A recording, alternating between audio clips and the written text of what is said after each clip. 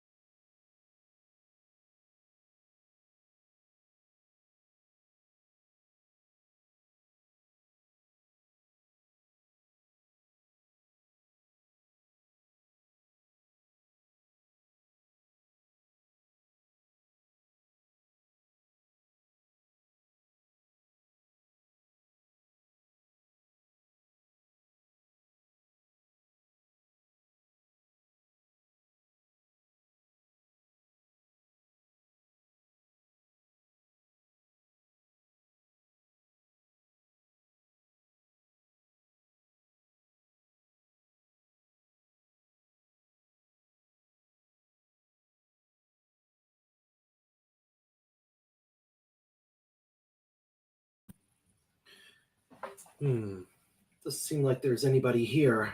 But I guess this is going to be dedicated to all my future viewers.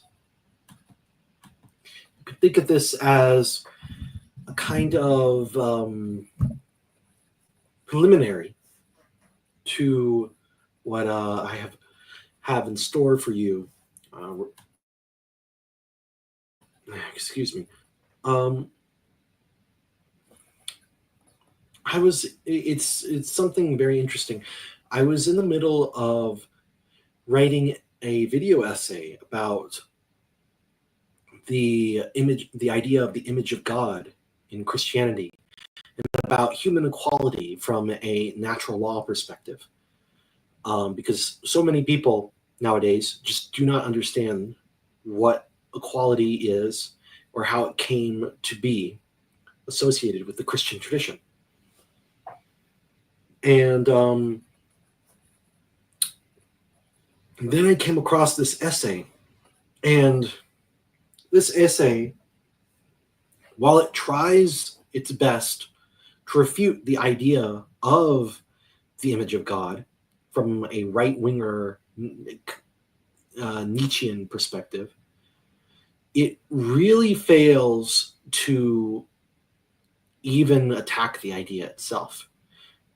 It just kind of strawmans it, because it's very clear that the author doesn't know the perspective of the people he's arguing against. That is to say, that's not to say that he's trying to strawman it, mind you. He does try his best to encapsulate what it is he's arguing against. And he has a pretty solid grasp here and there, but he falls short in a lot of key areas because I genuinely don't think he understands the distinctions being made here. All right. So what I'm going to be doing is going over this essay. And I know that, and I saw this essay because it was reposted by Dave the Distributist here on Substack.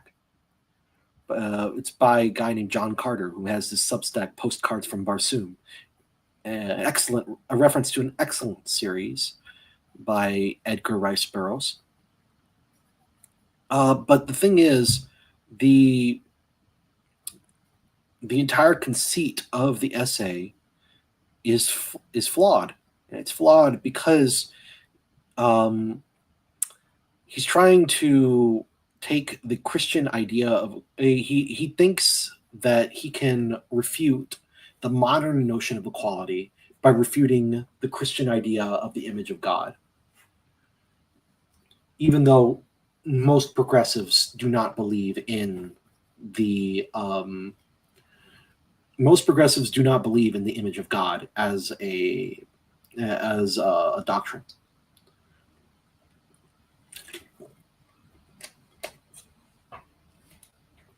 So anyway, I'm going to go through this here.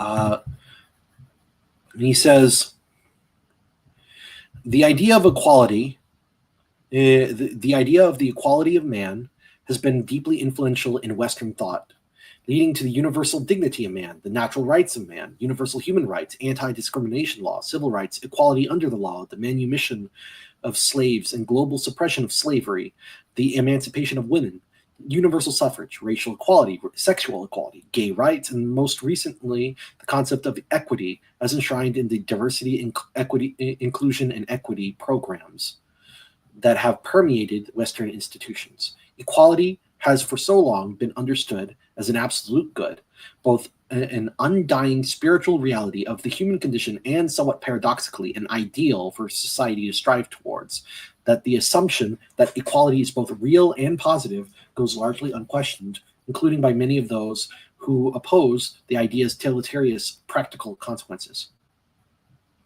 And as we see here, he is going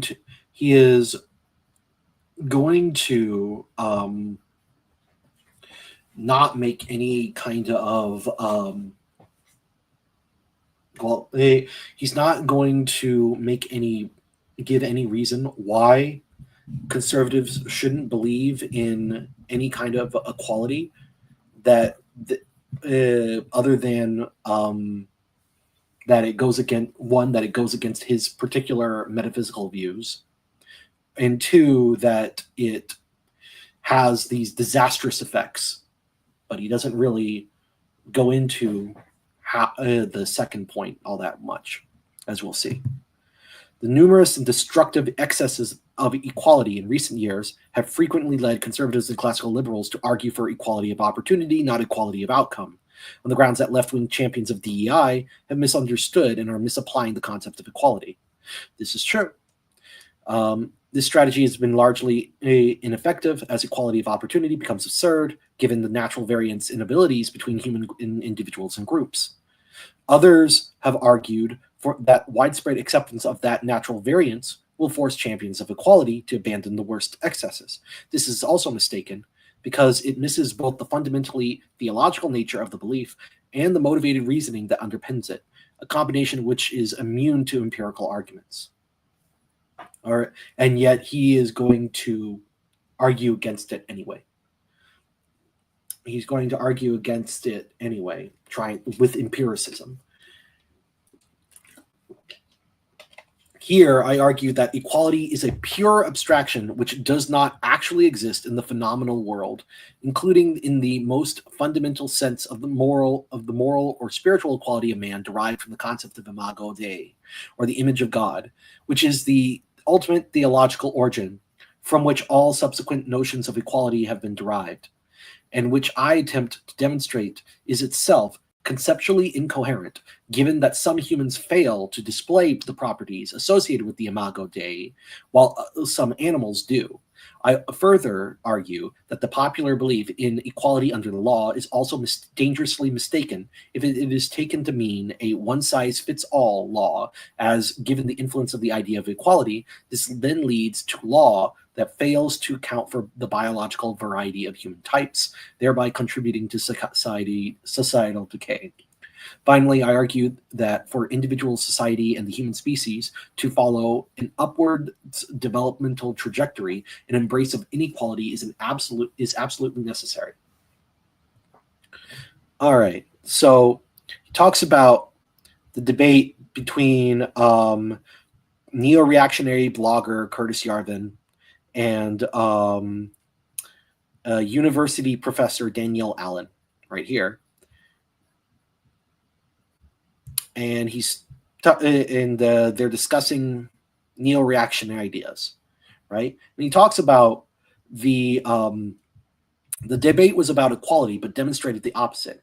On the one hand, the establishment, tenured, titled, privileged, elevated to her station on the basis of her advocacy for the egalitarian ideals the establishment professes to hold, and no doubt also in large part due to her intersectionally oppressed identities, the elevation of which to her station symbolizes that egalitarianism. On the other hand, an outlaw philosopher who for the first several years of his literary career published not under his own name in academic journals, but on a blog under a pseudonym, to shelter from the social and economic sanctions that were the only material reward he could expect for his heretical writings. One of them richly rewarded for saying things pleasing to power, the other one step above the life of a fugitive for saying true things about power.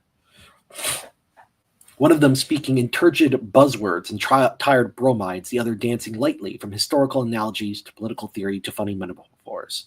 One of them insisting that there was no contradiction between a commitment to pluralism and a commitment to truth, the other holding that there could be no pluralistic relationship between veritas and its absence. One of them, at the end, was even gracious, offering to make the case for the other's position, that Harvard remains a potentially valuable institution and should therefore not be firebombed as well possible. The other extended no such collegial courtesy, but finished on the same condescending note she'd struck throughout. Perhaps the most striking difference between the two was the tone. Yarvin was characteristically irreverent and playful, approaching the questions as a fun game with the objective of getting a bit closer to the truth and hopefully amusing and entertaining the audience along the way. Alan, by contrast, was patronizing. She wasn't educating the audience, she was chastising them. She wasn't engaging in good faith adversarial contest with her interlocutor, but rather scolding him for being a very naughty boy. Listening to Yarvin was like having a beer with an interesting friend at the pub. Enduring Alan was like being nagged by your sister-in-law. Well, if I had to say this realistically, that is the dynamic that you find between female teacher, find among female teachers. Teachers generally have this problem, but female teachers especially, they want to treat everybody who disagrees with them as if they are a student that needs to be educated and disciplined. I do know from experience as a teacher myself that a lot of the older women, I'm going to say that, judging by her appearance, she certainly looks older than Yarvin. They might be about the same age. She certainly looks older than Yarvin. But actually, you know what? I can look up Danielle Allen online. Let me see. Danielle Allen. How old is she? 53 years old. So let's see. Yep. And how Curtis Yarvin? How old is he? Oh, he's 52. Huh. So they're about the same age. That's very interesting. So I was wrong in this, but he looks younger than her. It's so odd. At least in this picture. He looks younger than her. But they're about the same age. Huh.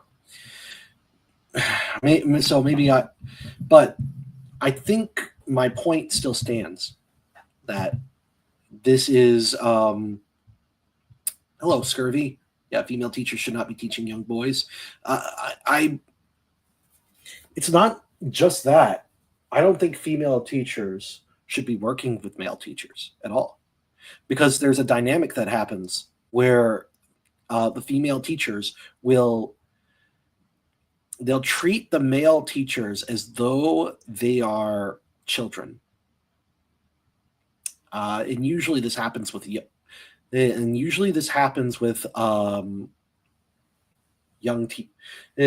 men going into the teaching profession and dealing with older women. The older women, they all just treat the men as if they were indistinguishable from the students.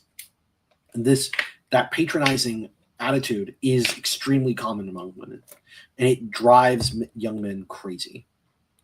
I can testify that. Anyway, so she's saying, it's saying here that thus are the wages of our embrace of equality. Ellen points out that equality can and does take on a range of different meanings: moral, political, social, intellectual, economic, and so on. She insists it's necessary for critics of equality to clarify what exactly it is that they mean by the word before their arguments can be taken seriously, and gives the impression that the kind of equality she defends is moral equality. That is, the idea that all human beings are of equivalent moral worth, by virtue of being human, and in that sense, the same.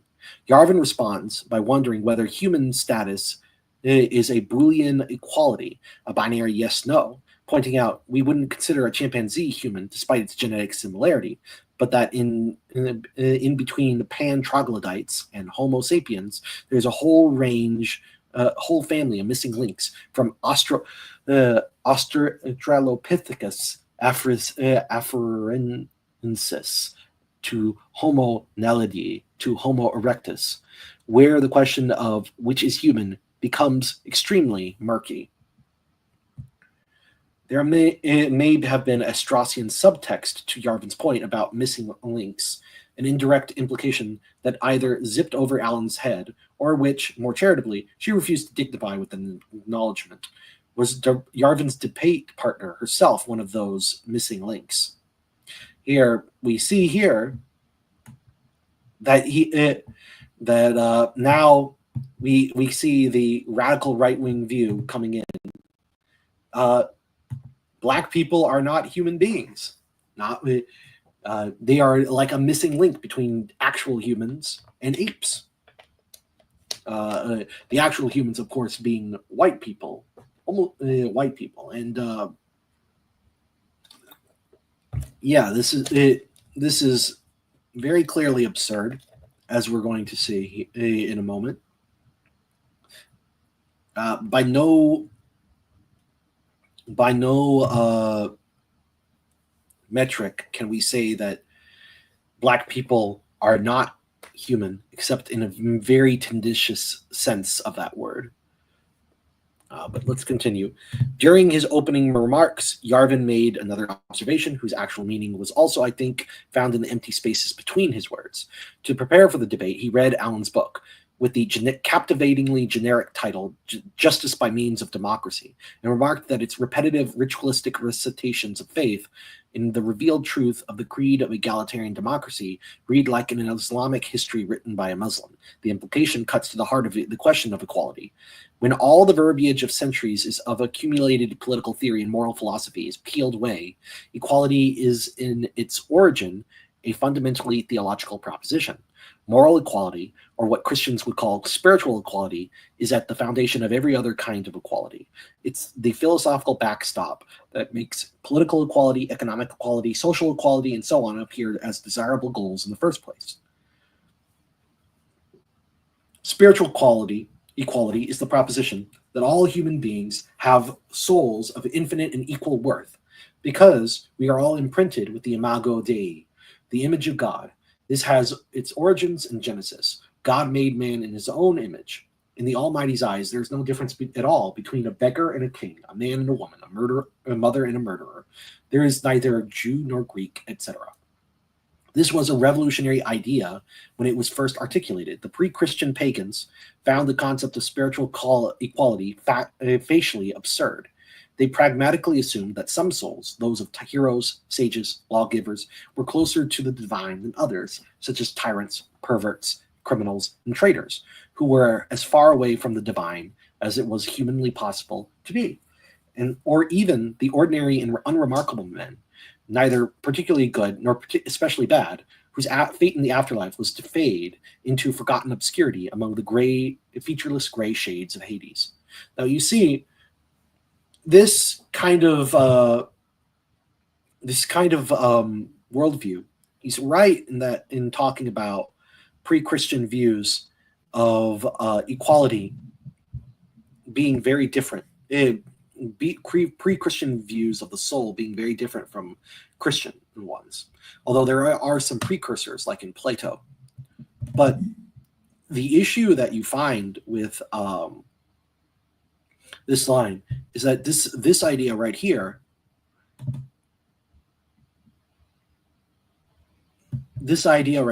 no difference between a beggar and a king, a man and a woman, a mother and a murderer. This is just making a mockery of the Christian faith.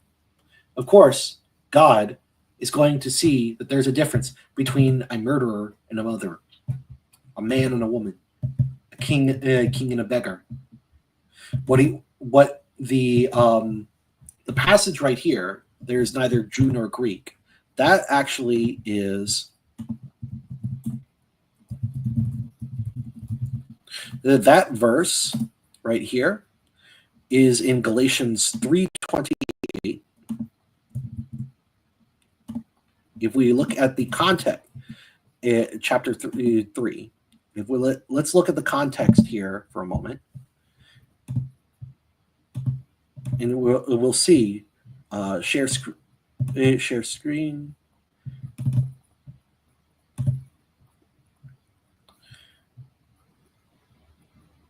So here it's talking about the purpose of the law, and here he's talking about the law of Abraham, the law of Moses. Why then the law?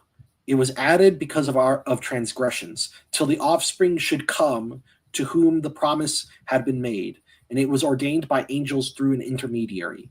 Now an intermediary implies more than one, but God is one. Is the law then against the promises of God? Certainly not. For if a law had been given which could make alive, then righteousness would indeed be by the law. But the scripture consigned all things to sin. That was was promised to faith in Jesus Christ might be given to those who believe. Now, before faith came, we were confined under the law, kept under the restraint until the faith should be revealed, so that the law was our custodian until Christ came, that we might be justified by faith. But now that faith has come, we are no longer under a custodian, for in Christ Jesus you are all sons of God through faith.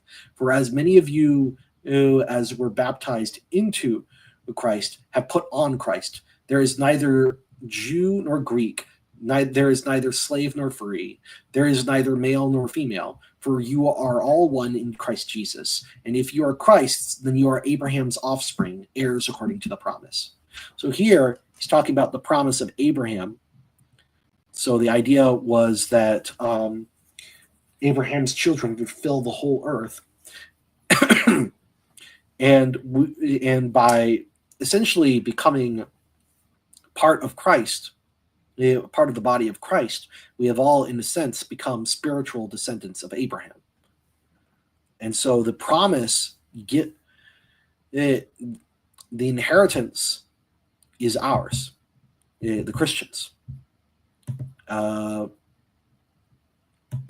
this is, it's not a blood, it's not something of a literal blood relation like the people of the tribe would believe. It is something that is part of our faith. And so when we look at these people who use this falsely, talk about mothers and murderers being the same, like certainly in the terms of intrinsic dignity, by the fact that they can be given grace and thus be redeemed and thus inherit the promise, they can have that. But the thing is, right, in order to be saved, you have to be given these graces. And so in God's eyes, it is not the case that a murderer or a sinner is the same as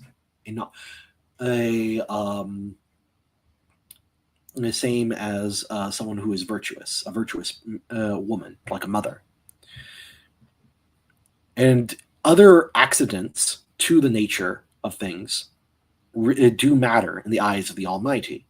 And we're going to see that throughout this essay, the author, either purposefully or not, neglects the difference between substance and accident, which is crucial to understanding the Christian view of things. It's crucial.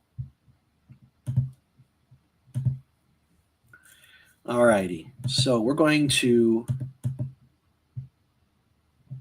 let me continue here.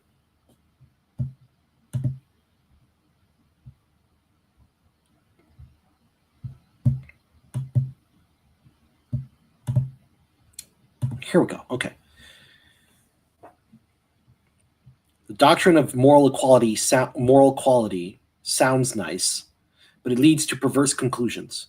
Consider the results quantified by Charles Murray in the book Human Accomplishment. Virtually every advance in philosophy, science, technology, and the arts throughout the entirety of human history has been achieved either in Europe or in North America, i.e., it has overwhelmingly been achieved by white people. These achievements have not only benefited Europeans, but have raised the standard of living of the entire human species to heights undreamed of even a few centuries before. And so it talks about standards of living, right? Human achievement was not homogeneously distributed either in time or in space, even within Europe. The vast majority occurred in the last few hundred years, and the vast majority of that has emerged from a narrowly circumscribed part of Western Europe, roughly Italy, Germany, Scandinavia, and England. This part of the world, 97% of human accomplishments since the 14th century has been occurred from men born in this region, apparently.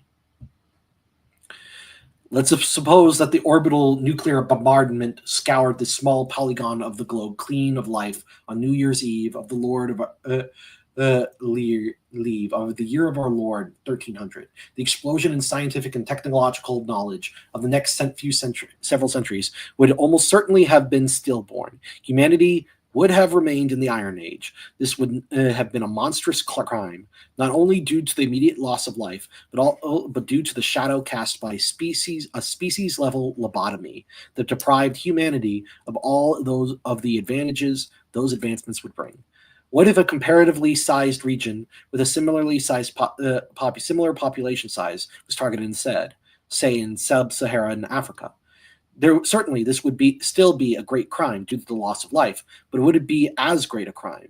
Were those lives as valuable to the human species as the lives in Europe, given the vastly greater contributions to human flourishing that were to be made by Europeans as compared to the negligible, indeed, for all practical purposes, non-existent contributions made by Africans? Even what few contributions Africans have made have almost entirely been made by Africans under the tutelage of Europeans in the New World. Without Europe, there would be no American colonization, thus no Atlantic slave trade, and therefore no jazz, blues, rock and roll, hip-hop, or Thomas Sowell. Even to ask this question sounds bestial, doesn't it? You feel vaguely unclean just thinking about it. But make no mistake, moral equality demands that the life of the Ngubu, the professional witch doctor and part-time rape enthusiast, is every bit as worthy as that of Newton, the mathematical physicist and amateur alchemist.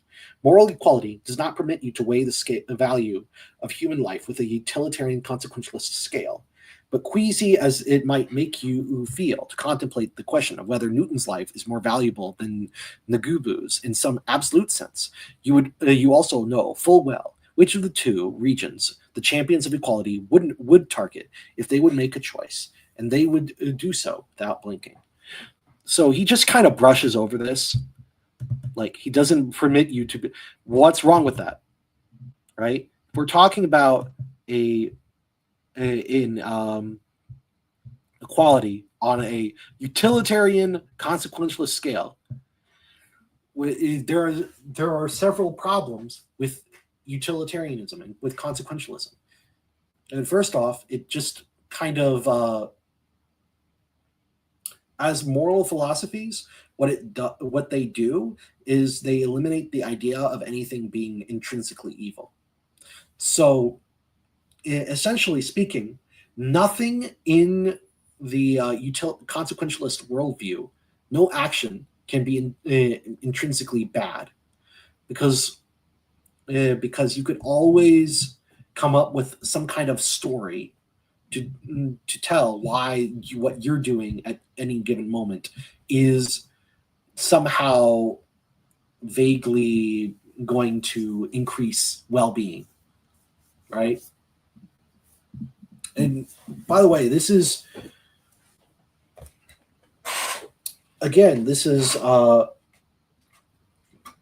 and you notice how he's smuggling in that conception of morality without even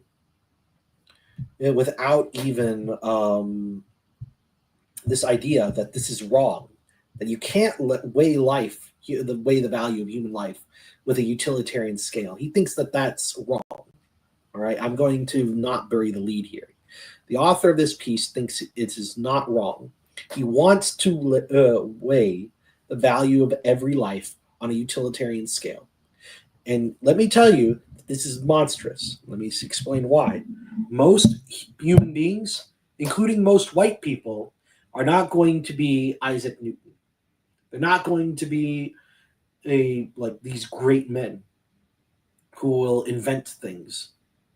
Most people are just living their day-to-day lives. They wake up, take a shower, go to work, pay taxes, come home, watch Netflix.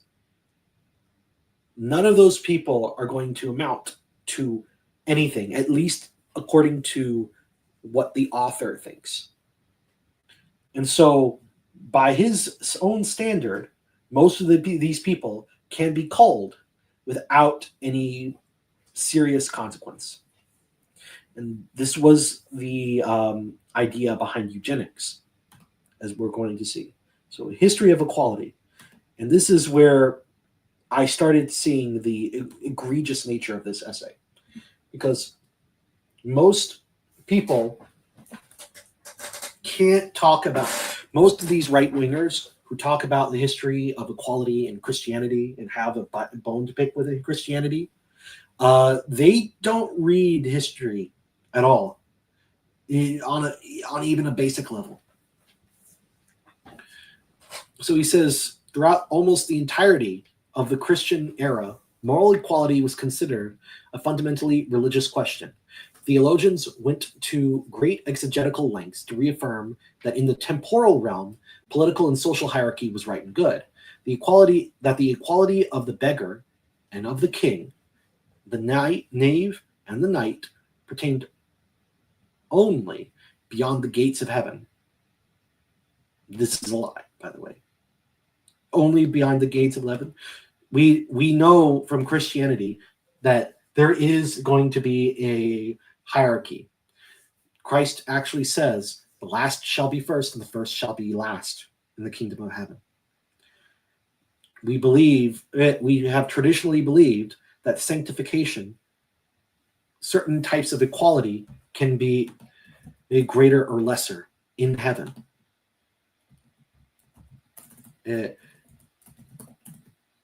And there's a great essay right here. Saint Therese. So there's Saint Therese of. So here, Council of Florence. Council of Florence.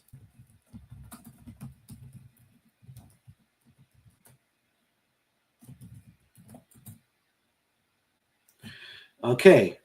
Here's from the Council of Florence here, which is an ecumenical council that both the East and the West accepted in the 1400s, though the East later went back on it because the Eastern Orthodox went back on it because they didn't because they rioted in the streets, and so the theologians later rejected this. But this contains true Christian doctrine.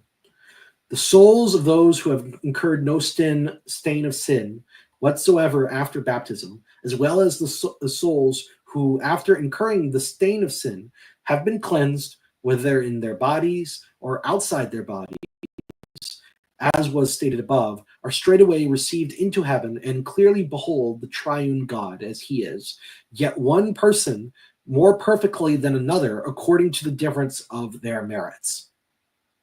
So right there, we see that this idea, that the Barsoom, this John Carter guy, he's talking about it only beyond the equality, only beyond the gates of heaven. That is a lie. That is not what Christians believe. The idea is, so in her autobiography, the Story of a Soul by Saint Therese of Lisieux, she actually gives this analogy. She says,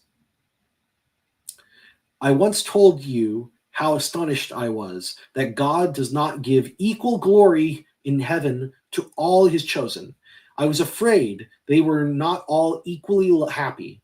You made me bring Daddy's tumbler and put it by the side of my thimble. You filled them both with water and asked me which was fuller. I told you they were both full to the brim, and that it was impossible to put more water in them than they could hold. And so, mother darling, you made me understand that in heaven God will give his chosen their fitting glory, and that the last will have no reason to envy the first. And God, the thing is, God does not love everyone equally in all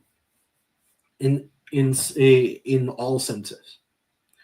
Aquinas, St. Thomas actually argues in the Summa Theologia. We can talk about in the Summa Theologia. We're going to let's go over to the Summa here.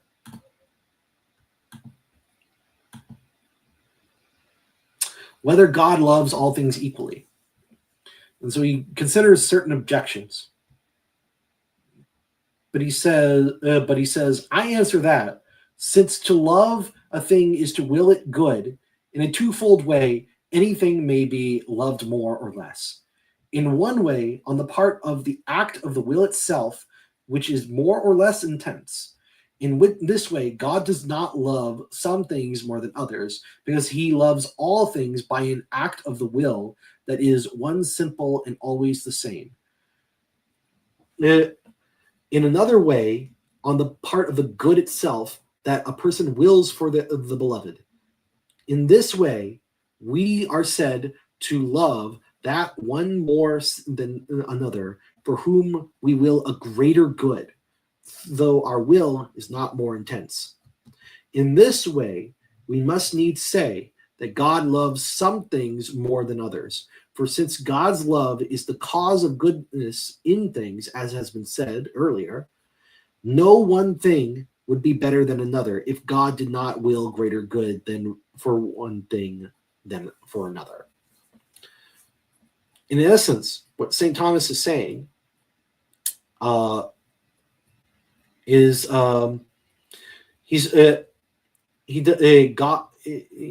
what St. Thomas is saying here is that if we're considering the fact that essentially things, it's the same act of will that God loves all things. So in some sense, he equally loves everything. But there is also another sense in which he clearly loves some things more than others, in the fact that he gives different things different degrees of goodness.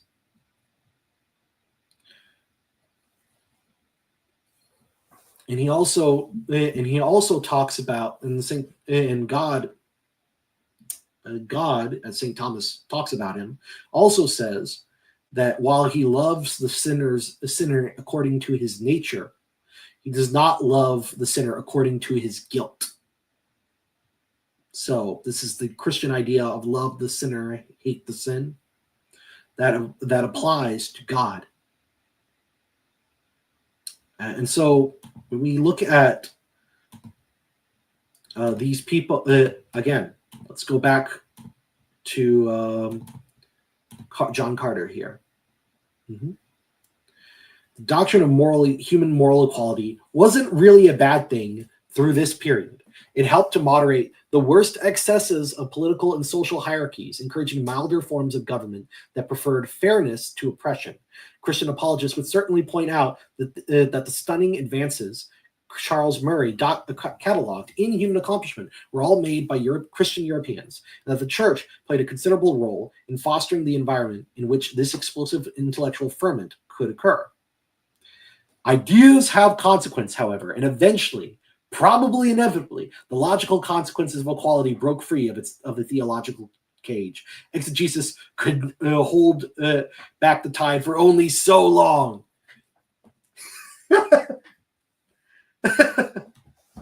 See here, he doesn't actually say how this happened. It's just brushed over. They could only do it. It was inevitable. Inevitable, really. Really. You're not actually. He's trying to say probably inevitably, but in reality, it is. He's saying definitely inevitably, because that's what it's required. That's what's required in order for his argument against the Imago Dei to work, because otherwise he doesn't really have an argument unless he can logically connect the idea of Imago Dei to these later forms of equality. But he doesn't. In fact, he says that right here, it wasn't really a bad thing, and actually moderated the worst excesses, and it made Christian Europeans made these stunning advances. This is all true. In fact, Christianity, compared to paganism, was responsible for a lot of the scientific progress made, because for multiple reasons. The main reason being that the natural world was desacralized under Christianity. That means to say, the natural world, rather than being seen as like the places where gods and spirit, the gods embodied, the natural world was seen as the creation of God. Mother Nature is no longer our mother, she is our sister, as G.K. Chesterton would have said. And therefore, the Christians, in order to understand God's will, we studied nature. We studied nature in order to better understand the nature of God.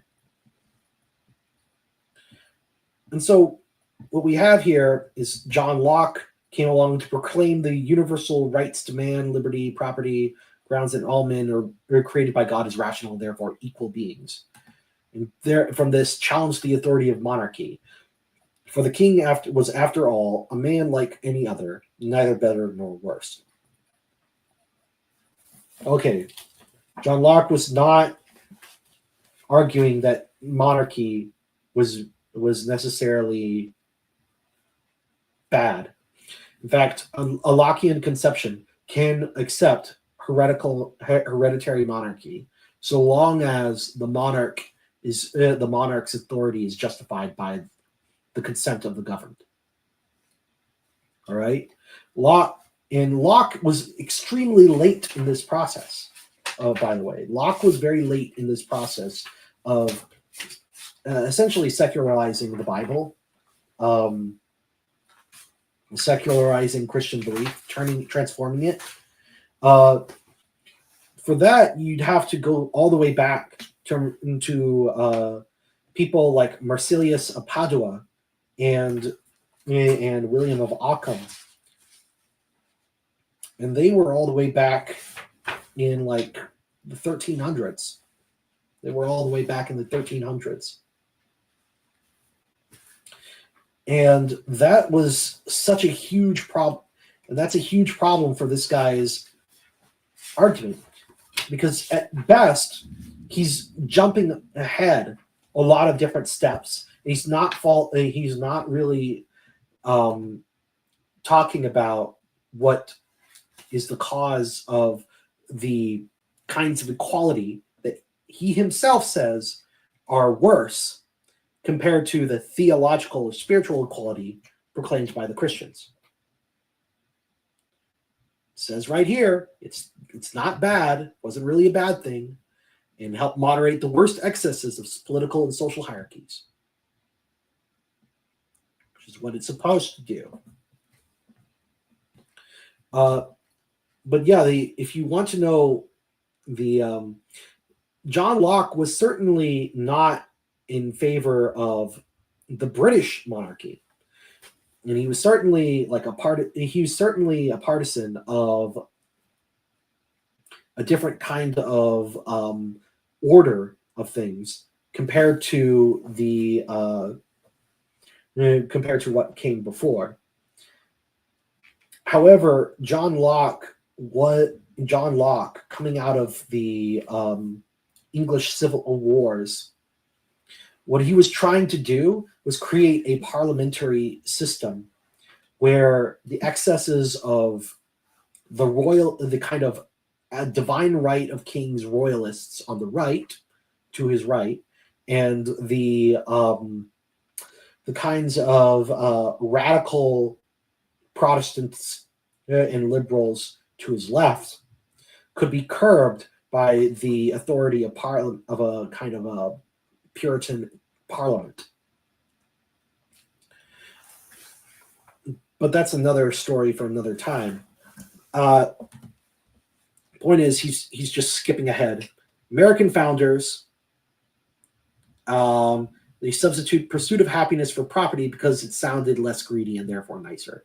He doesn't provide any evidence for this. American founders do not believe all men are literally equal in the sense that they are the same in every respect, any more than Locke or Augustine or anyone else did. The political equality they sought was that of a level playing field in which basic rules were respected. These were really the same set of rights that Anglo-Saxon yeomen had been accustomed to claiming for themselves since the 5th century. When their blood had purchased America's independence, America's founders naturally restricted the franchise of the new republic to landowning white men, a small minority of the population, which struck everyone at the time as simple and obvious good sense. Why would you let irresponsible people, men that had not proven themselves, men or low or at any rate untested ability, participate in the political process, much less women or Negroes? Granting universal suffrage to every warm body struck America's founders as a sure gateway to universal suffrage. They possessed the aristocratic instinct for distinction and implicit understanding that there were natural hierarchies. All right, and so it's going through here what they mean by all men are created equal. They certainly did not mean all men, but men like themselves.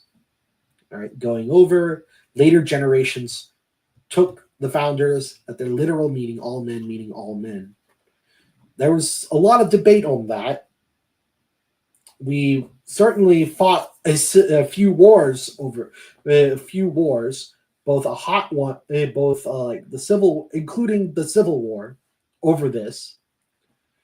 This was not apparent.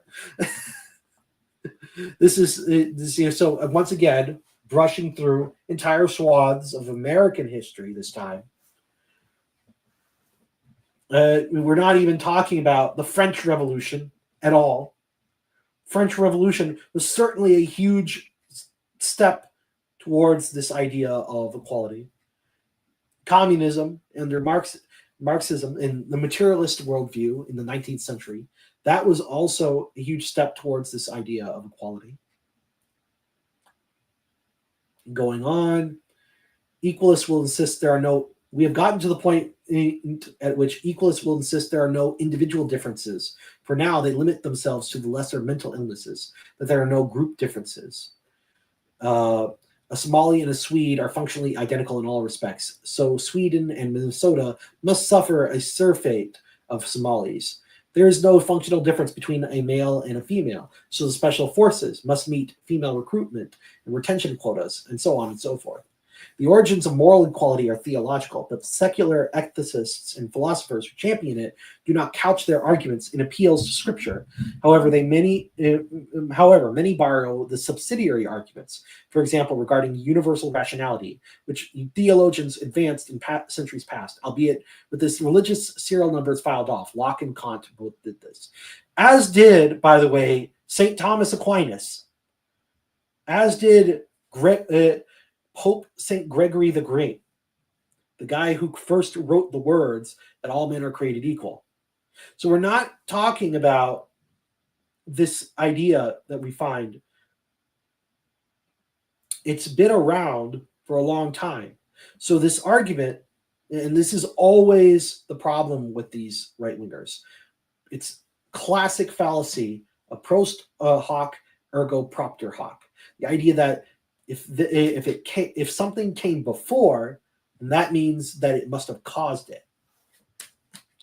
But that's not the case, as he clearly points out. And then he's talking about others simply take moral equality as an axiom and reason from there. Rousseau's social contract and Marx's communism both had the moral equality of man in the background as an unquestioned assumption. Others philosophers engage in ex post facto reasoning. The society created by the moral equality that emerged from Christian theology is clearly a good society. Therefore, moral equality is clearly a good thing. John Stuart Mill defended moral equality on the grounds that more equal societies have better outcomes in the sense that they produce the most happiness for the largest number of people, and recommended the emancipation of women on these grounds. Contemporary thinkers like Amartya Sen, Thomas Piketty, and Elizabeth Anderson also start from this sociological position, observing that equal societies are better societies because they enjoy lower crime, higher rates of social trust, and so on. Moral equality is then derived by unspoken implication.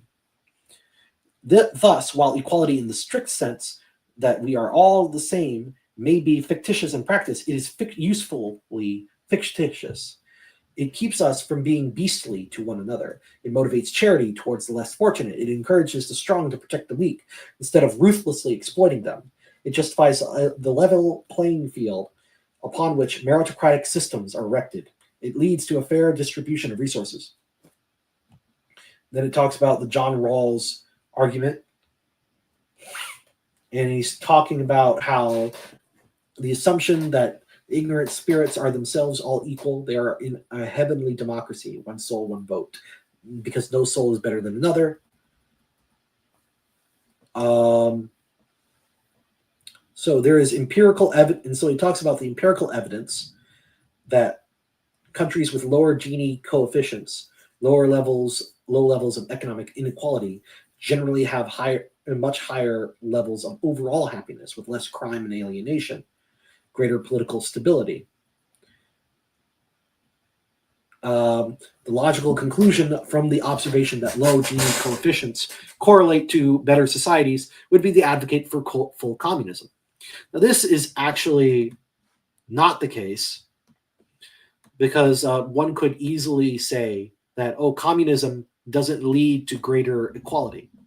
I know that there are several people like Milton Friedman, libertarians like him, who would say that capitalism leads to greater equality, greater overall prosperity. That's aside. There is an important confounding variable. Countries with low Gini coefficients, such as Sweden or Japan, tend to be more ethnically homogenous than countries with high Gini coefficients, such as South Africa or Brazil. That is, racial diversity is correlated with high levels of income inequality. The inhabitants of homogenous countries are competing with near peers, naturally leading to low Gini coefficients, since you don't expect a large differences in outcomes in the absence of small variances in ability. At the same time, the inhabitants of homogeneous communities are also more inclined to cooperate with one another, resulting in lower crime and higher levels of happiness, particularly amongst people such as Swedes or the Japanese, who are very cooperative, high-trust peoples. If we look at what happened in our own societies, as we have tried to make them more equal and simultaneously more diverse, we find that that the consequences of our fanatical embrace of total equality have been, without exception, entropic. Our institutions are crumbling under the burden of the self-imposed incompetence of DEI. Here we're talking about all these problems that we all know about, caused by mass immigration, caused by essentially placing artificial racial quotas above any standard or merit, and so on.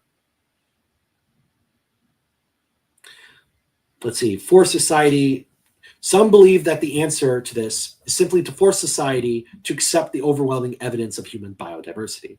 Once it is generally acknowledged that there are real, measurable, and significant differences in behavioral inclinations and cognitive capacity between ancestral population groups, we can implement colorblind meritocracy in which individuals will be free to rise to whatever station their specific talents suit them to, while everyone accepts as a matter of course that this means that certain groups will be overrepresented at certain levels of society. In practice, blacks at the bottom, Hispanics and low-caste Indians in the middle, whites, Asians, and high-caste Indians at the top. Don't pretend you don't know that that's how it would shake out. We all know, even the equalists know. This is a very interesting paragraph right here, because he's directly attacking the view that Nathan Kaufness defended in his debate, quote unquote, with Dave the Distributist, Dave Green. Here he's attacking that, and he's saying this hope that equalism will go away if we shatter the taboo surrounding racial and sexual differences is incredibly naive, gives too much credit to equalists and their readiness to change their minds in light of evidence of their senses, which they've been happily ignoring for generations, or it doesn't give them enough credit for their ability to adapt their demands to an evolving ideological context. If society broadly accepts that blacks are cognitively disadvantaged in comparison to almost every other human population for genetic reasons, which are insensitive to education and entirely eradicable by anything short of centuries, if not millennia, of strictly imposed eugenic developmental vectors, equalists will not throw up their hands and declare that conservatives were right all along about equality of opportunity, not equality of outcome. How can you even have equality of opportunity when some are born at a genetic disadvantage? So they will move off of the goalposts and start talking about genetic privilege. You didn't earn that DNA, you know. Do you think those alleles make you better than me? Yeah, that sounds absurd, yes, but you have to remember equality is absurd. It has always been. Equality is a particularly poisonous form of absurdity. And so now we're going to talk about this, where he's just regurgitating Nietzsche. Psychological mechanism that lends equality its allure is Nietzsche's resentment, the curdled envy felt by those who know they are botched products of nature, in the sense that they are inherently weaker, less beautiful, less talented, less healthy, less biologically fit than others, to such a degree that they will never, under their own power, rise to the top. Despite these disadvantages, they desire power. They want to be on the top. Contemporary academic theories all but throw this in your face with their position that all discourse, all language, all scholarship, all science, all philosophy, all religion, every word ever spoken or written reduces to elaborate justifications for one person or group to have power over another. So what do you think they're doing themselves? Now that is a very good point. And, Nietzsche is extremely powerful. But you have to understand that this isn't actually an argument against equality. All he's doing is pointing out that the people preaching equality have these motivations. But that is not actually a refutation of the idea of equality. He's just explaining, in all fairness, he's just explaining the allure of the idea amongst leftists. This doesn't mean that everybody who preaches equality it has this motivation. As he himself put it earlier, equality helps. Equality, what it does, the theological equality, that the kind that he says himself, that it isn't all bad. He said it was something that helped soften hierarchies. It helped prevent hierarchies from becoming exploitative or repressive. which is something that we should really all strive for. If we want to have hierarchies that are functional, that are useful to the human species, we shouldn't be advocating for the kinds of hierarchies that aren't useful to us. That's what I would say.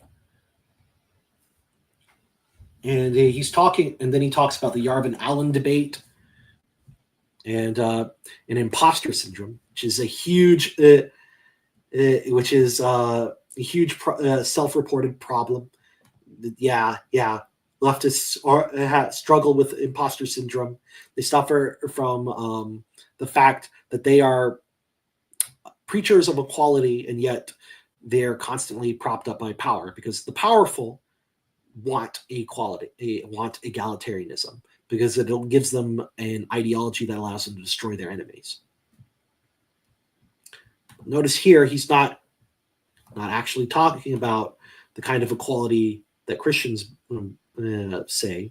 In fact, Christianity militates against this idea of equality. Envy is a sin in the Christian faith. You're not supposed to envy those with more. So going on here, the goal of the equalist priesthood is not lift everyone up to the same exalted level. They pretend that this isn't their motivation. That is impossible.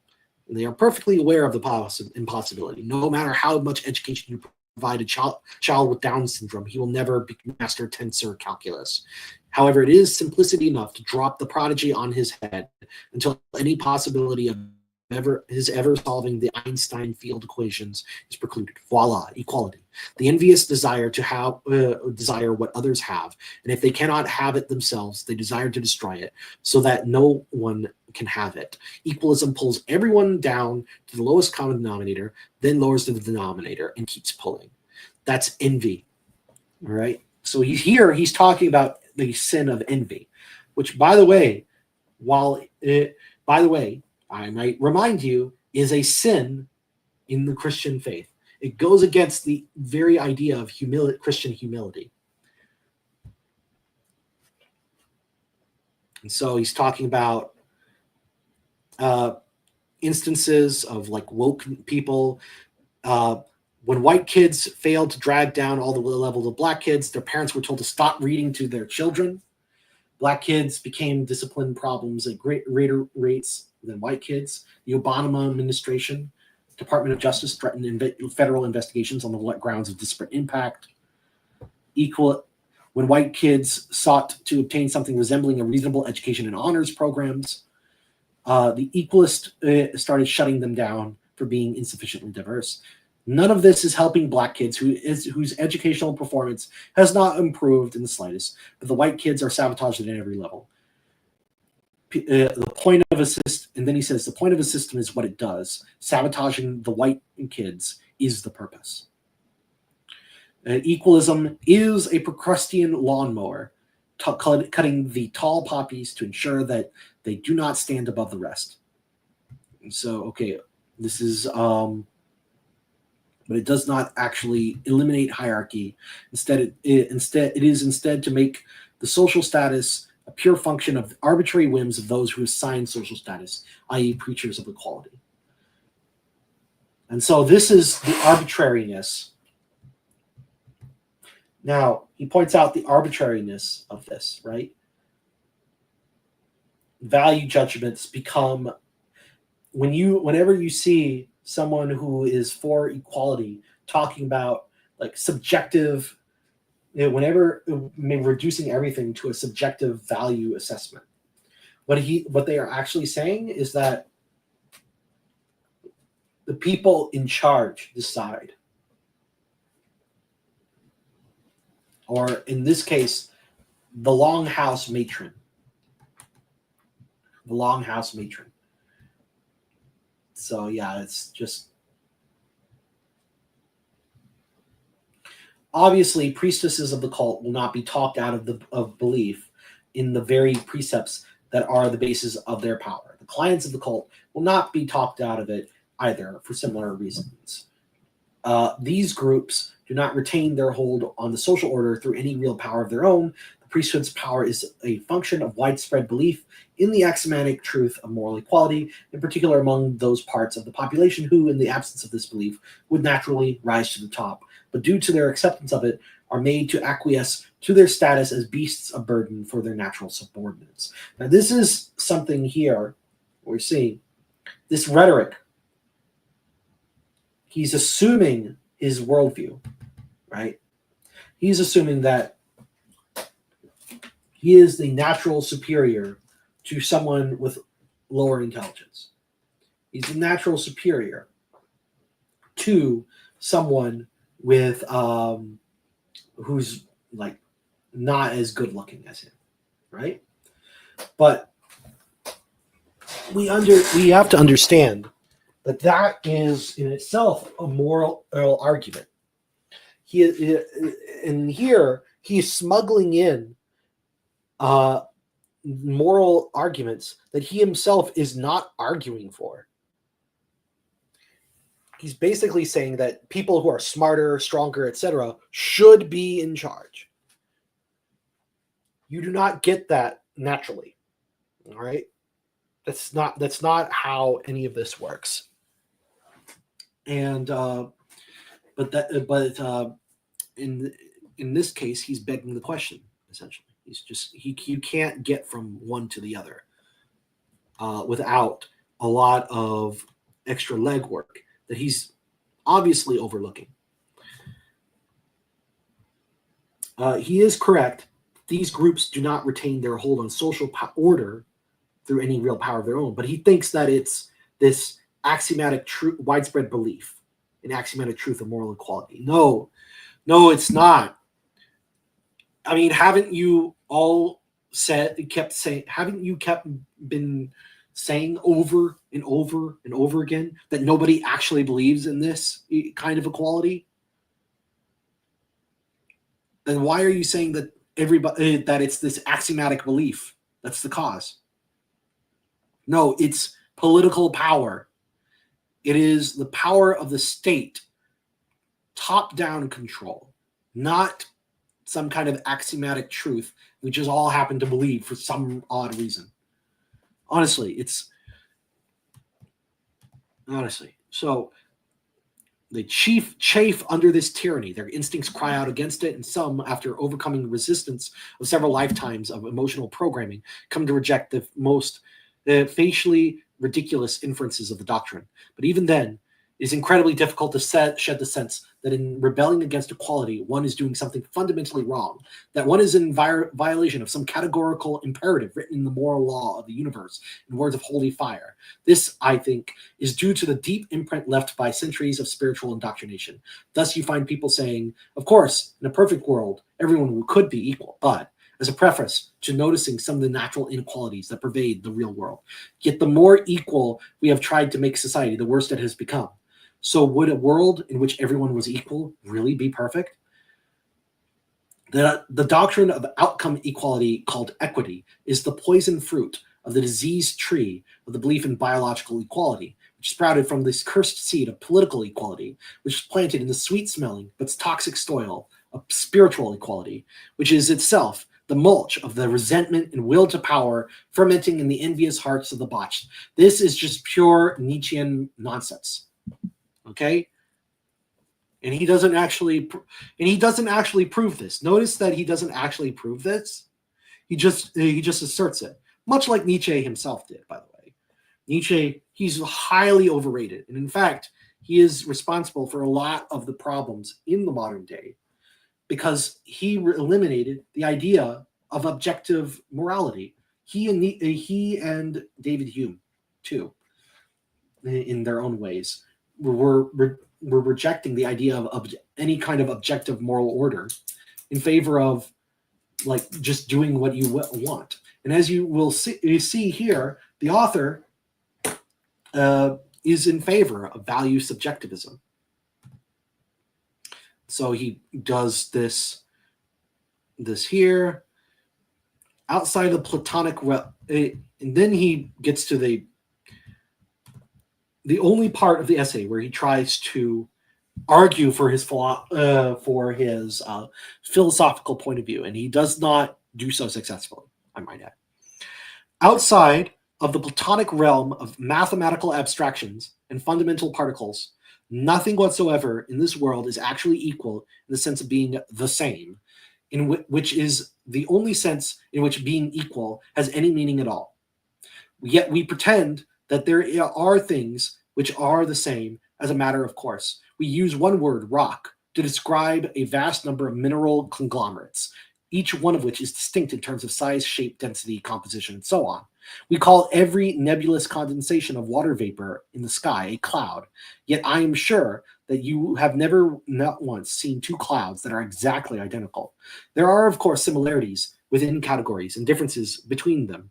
All clouds are insubstantial, while all rocks are hard, and though rocks and clouds may both block the light of the sun, you're unlikely to get much water from a rock.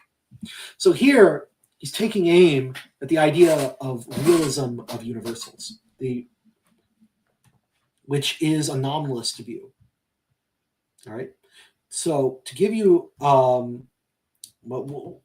read more.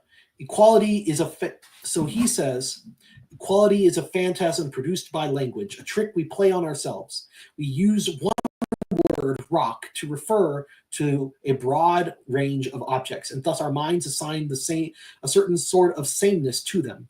We assume, without really thinking about it, that the use of a word to refer to a thing or an act or a quality means that everything to which that word applies is fundamentally the same.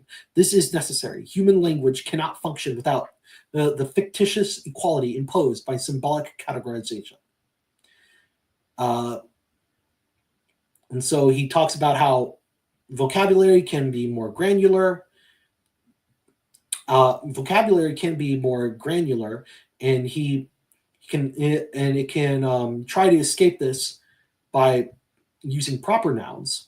But even this fails once we consider the time. We call the river Caesar crossed the Rubicon, but it was no more the same river he stepped into when he stepped out of it than Rome was the same republic. Everything in the universe is a process, a pattern flux of matter, energy, and information. Most of us carry one name for our entire lives, but the you who finishes reading the sentence will not be quite the same you as the you who started it, nor are you exactly the same person you were yesterday or the year before or the decade before that. It is in this sense rather misleading to even use names, as these imply sameness in time, which does not, in fact, exist. Saying you should wiggle an ice pick around your angular gyrus to free yourself of the terrible spell cast by language. Language is very useful, after all. I wouldn't be able to write this, and you wouldn't be able to read it, which would be most unfortunate, because writing is how I support myself. The point is to establish that equality sameness is a useful fiction, rooted very deeply in the neural architecture that enables your human brain to process language. The words we actually inhabit is an engine. The world we actually inhabit is an engine for the production of difference. It excels at the game of ensuring that no two parts of itself are ever exactly alike, whether in space or in time. The cosmos never repeats itself, though it does like to rhyme. It uses the same patterns again and again, which is why language works in the first place. Okay, all right, but here's the problem. These universals, he's talking about universals here, but he's talking about names. He's reducing language to names. He's reducing universals to names. That is the nominalist view. And then when he reduces language, but he's kind of ambiguous about this, because he says that it's rooted deeply in the neural architecture that enables your human brain to process language. That's more of a conceptualist view. So what do I mean by this? So I'm going to take a digression to talk about philosophy here. Talk a little bit more about the philosophy behind universals. And share my screen. And here we have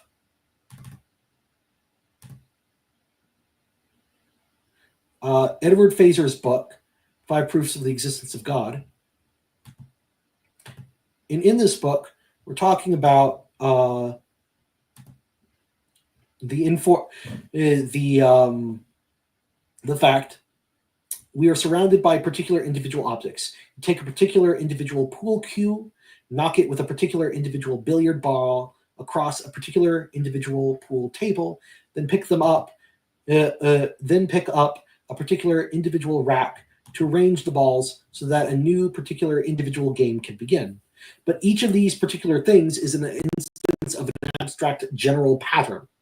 This is what he says. We see patterns, right? Various pool cues leaning against the table are all instances of the same pattern. The pattern of being a pool cue, cue ball, 8-ball, solid red billiard ball, blah, blah, blah, right? Such patterns are called universals by philosophers, and they are abstract in the sense that when we consider them, we abstract from or ignore the particular individualizing features of the concrete objects that exhibit the patterns.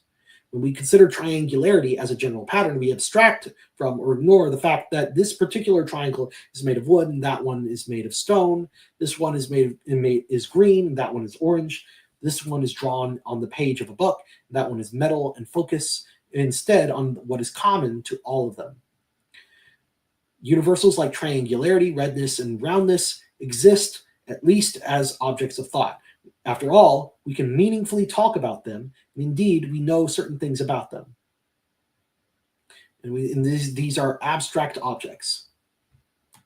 And then he goes on to talk about other kinds of abstract objects.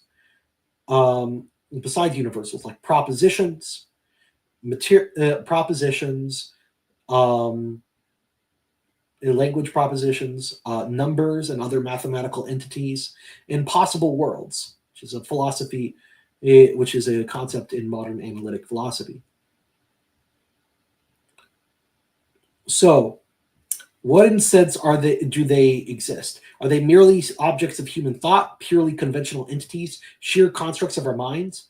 Are they merely useful fictions? Or might they, after all, really be material things, but of some more exotic kind than the one we've considered so far? For example, might we identify universals or propositions with brain processes? There are compelling reasons to think that none of these answers can be correct. To conclude instead that abstract objects of the sort we've been considering are real and neither reducible to anything material nor sheer constructs of the human mind. This is known as realism. The standard alternative views are nominalism, which denies that abstract objects are real, and conceptualism, which allows that they are real, but insists they are wholly constructed by the human mind. So these are the arguments for realism of universals. There's the one over many argument. Universals like triangularity and redness are not reducible to any particular triangle or red thing, nor even to any collection of triangles or red things. For any particular triangle or red thing, or even the whole collection of these things, could go out of existence, and yet triangularity and redness could come to be exemplified once again in some new triangle or red thing. These universals also could be, and often are, exemplified even when no human mind is aware of the fact. Hence, triangularity, redness, and other universals are neither material things nor collections of material things, nor dependent on human minds for their existence. So you see here, what we have here is not only is the language is describing a real thing that exists in nature, which he's actually admitted to in the passage, which John Carter has admitted to in the passage, that nothing is ever the same, but things like to rhyme. That's a pattern. That pattern is what these things are describing. So to say that the pattern doesn't, that this doesn't really describe reality, is to say that the pattern doesn't exist, which is a lie, right? The reason in why our brains are recognizing patterns, our brains are recognizing patterns in the real world, and we're giving them names, we're assigning words to them to describe those patterns. That doesn't mean that the fact that we're describing the names to them shows that they are real. We can't, and this is something here, geometry. In geometry, we deal with perfect lines, perfect angles, perfect circles, and like. And we discovered this rather than invented it, and couldn't change it if we wanted to. It was true before any human mind existed. It would remain true even if human beings went out of existence. Since these truths are objective and necessary, they cannot be mere constructs of our minds. Since they are necessary and unalterable truths, they would remain true whatever happens in the material world, and even if the material world went out of existence. Furthermore, no material thing has the perfection that geometric objects have. So these truths do not depend on the material world either. So this is a problem with these kinds of people, because much of the knowledge we have, including scientific knowledge, depends on mathematics. And if you're going to say that these mathematical objects are just useful fictions, sheer constructs of our minds, then we should be able to construct alternative mathematics, and it can just work just as well. But that doesn't follow, because the universe does have these patterns, and these numbers are describing the patterns of the universe. And this is what the third argument is talking about. The series of numbers is infinite. There are only finitely many material things, and only finitely many ideas within any human mind or collection of human minds. Hence, the series of numbers cannot depend for its existence on either human minds or the material world. Right. And so it's talking about the nature of propositions. Certain propositions would be true regardless of whether the material world exists. Even if there was neither the material world nor any human mind had ever existed in the first place, the proposition that there is neither a material world nor any human mind would have been true, in which case it would not be something either material or dependent on any human mind. Right. And so this is another point.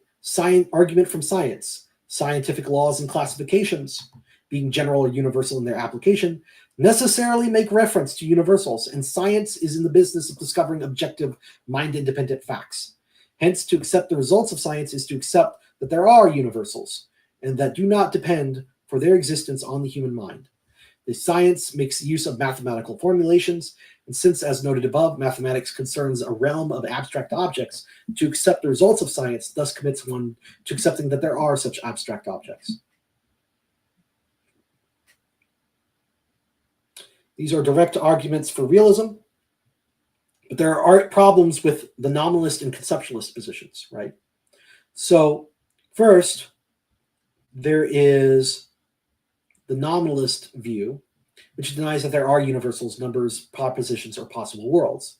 For example, where we think there are universals, the nominalist says, there are really only general names, words that we apply to many things. Hence, there is, for instance, the term red, which we apply to various objects, but no such thing as redness. Of course, this raises the question why we apply the term red to just the things we do. And it is hard to see how there could be any plausible answer other than because they all have redness in common, which brings us back to affirming the existence of universals after all. The nominalist might seek to avoid this by saying the reason we label different things red is that they resemble each other, without specifying the respect in which they resemble each other. This is implausible on its face. Isn't it obvious that they resemble each other with respect to their redness? And so it talks about the vicious regress problem. The resemblance to which the nominalist appeals to is itself a universal. This is actually something in the essay where he talks about these patterns that reoccur in nature. Now, the resemblance itself is yet another universal. These patterns, the fact that you're naming them patterns is itself another universal. Now, the nominalist might seek to avoid this consequence by saying that we only call all these examples cases of resemblance because they resemble each other, without specifying the respect in which they resemble each other. But then the problem just crops up again at a higher level. These various cases of resemblance resemble each other resemble various other cases of resemblance. So we have a higher order resemblance, which itself will be a universal. And this can create an explanatory infinite regress. Words are universals too problem. Nominalist claims that there are no universals like redness, just general terms like red.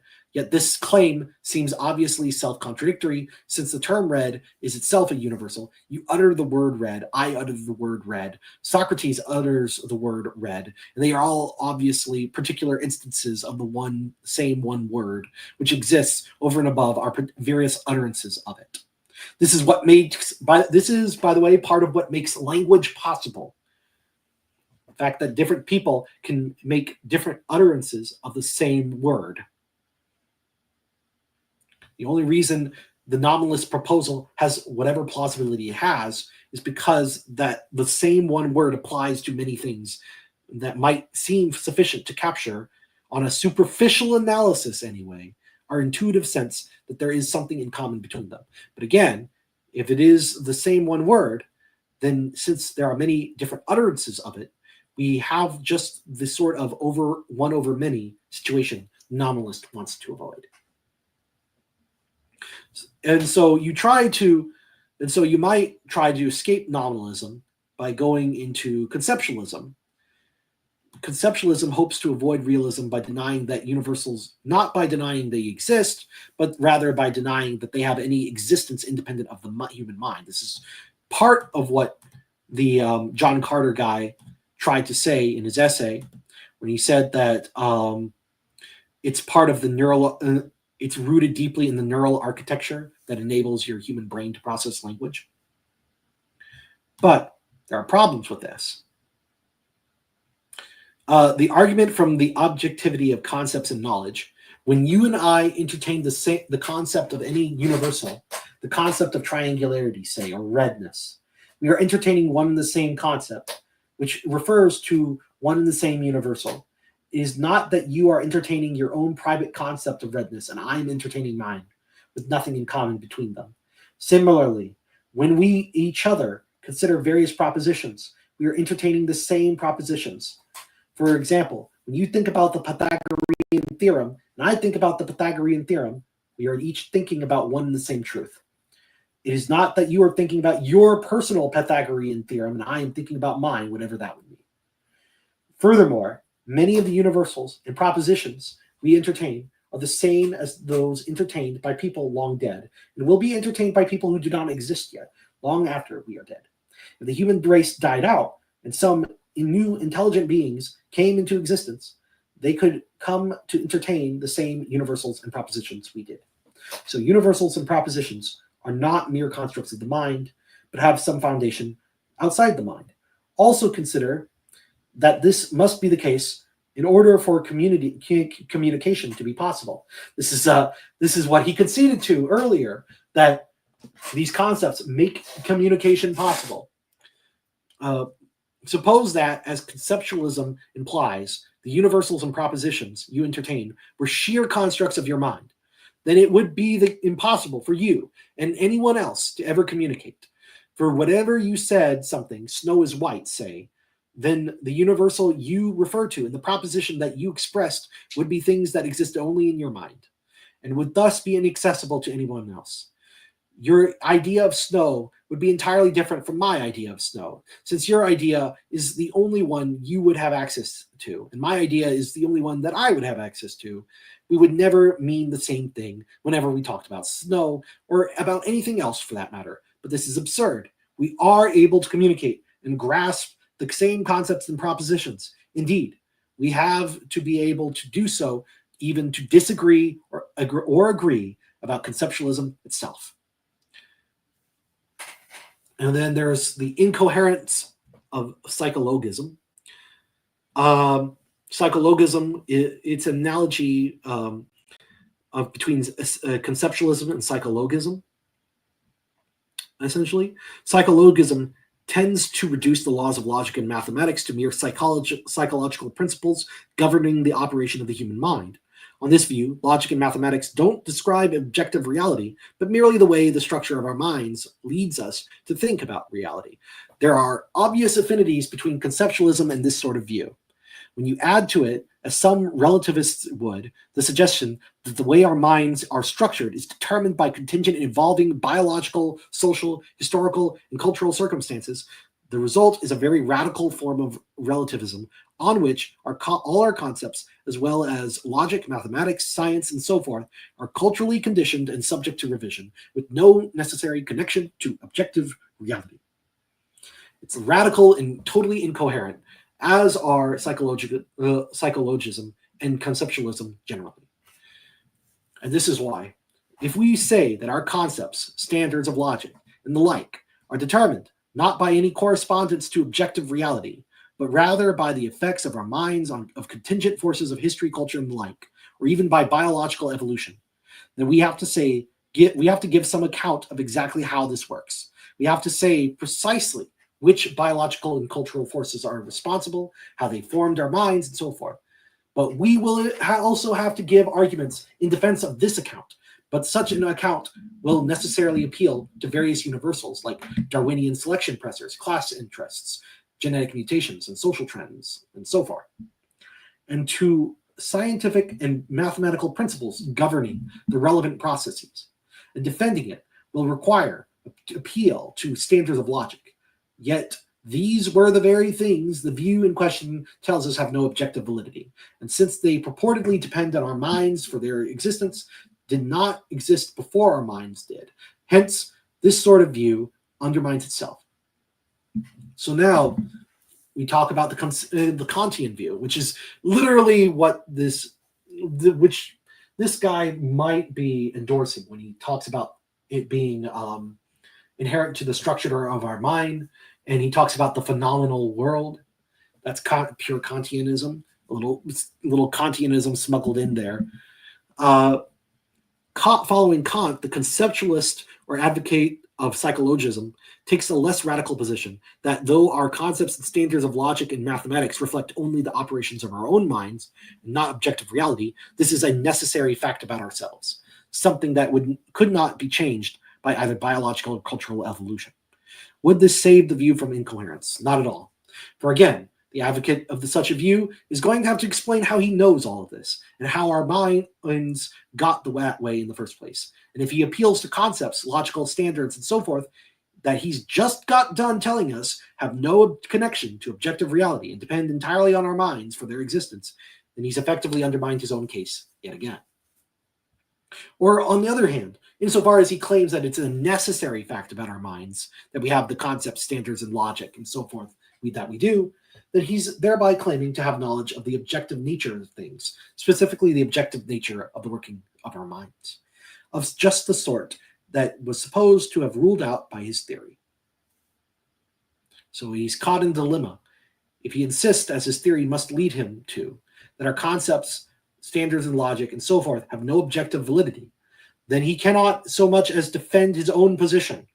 If he claims that they do have validity, so as to justify his claim to know about the objective nature of our minds, then he's just contradicted his own view in the act of defending it.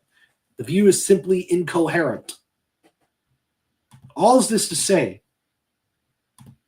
my friends, all this is to say that there is literally nothing coherent about this worldview that John Carter here is espousing. He contradicts himself in his own essay. Now, on top of that, he also makes a radical claim in Philosophy of Mind, the Philosophy of Mind, saying, you're not quite the same you as you who started this essay, which is an evidently self-contradictory position. It's pure Heraclitus flux view of the world. But the thing is, who is you? What is the you that you're talking about? What is that? What is that? Why is it that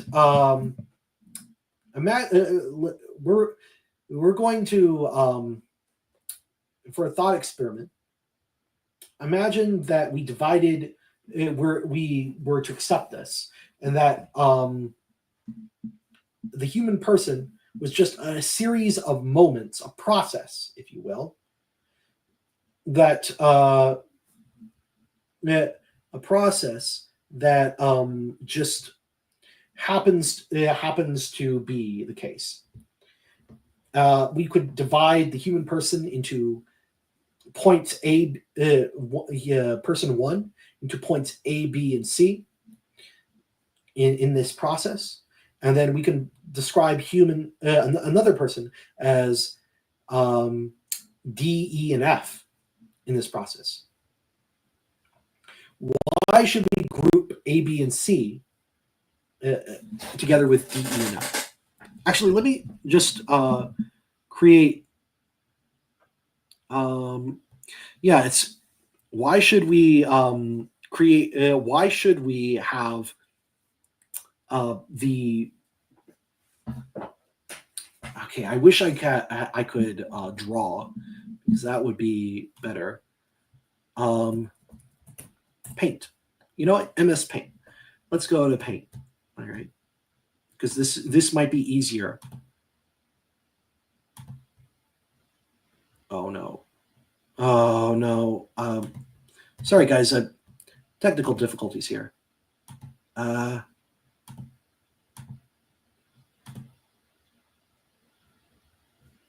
darn it.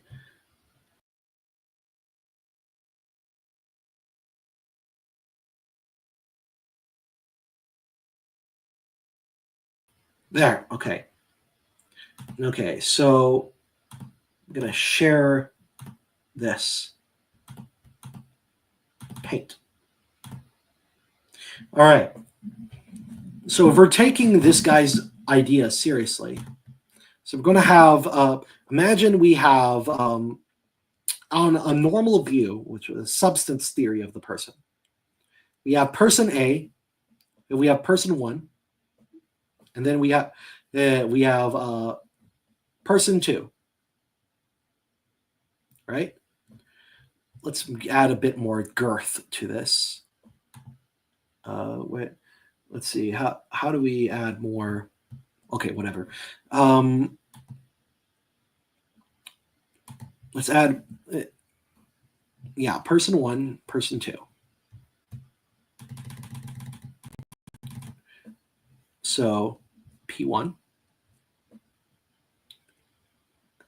P2. All right, and this is this substance stays the same, but it undergoes changes over time. And so this is the normal view of substance. The same substance undergoes accidental changes over time. So from one moment to the other, you might undergo certain changes, but you're the same person.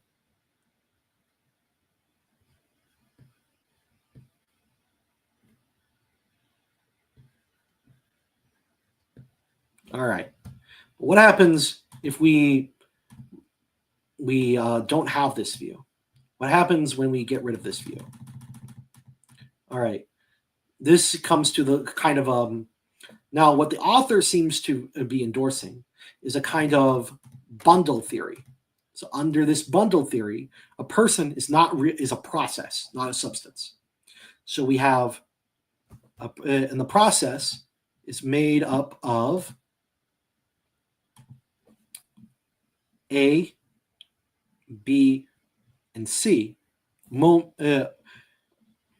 And these represent the A, B, and C. These three, they represent moments in which I'm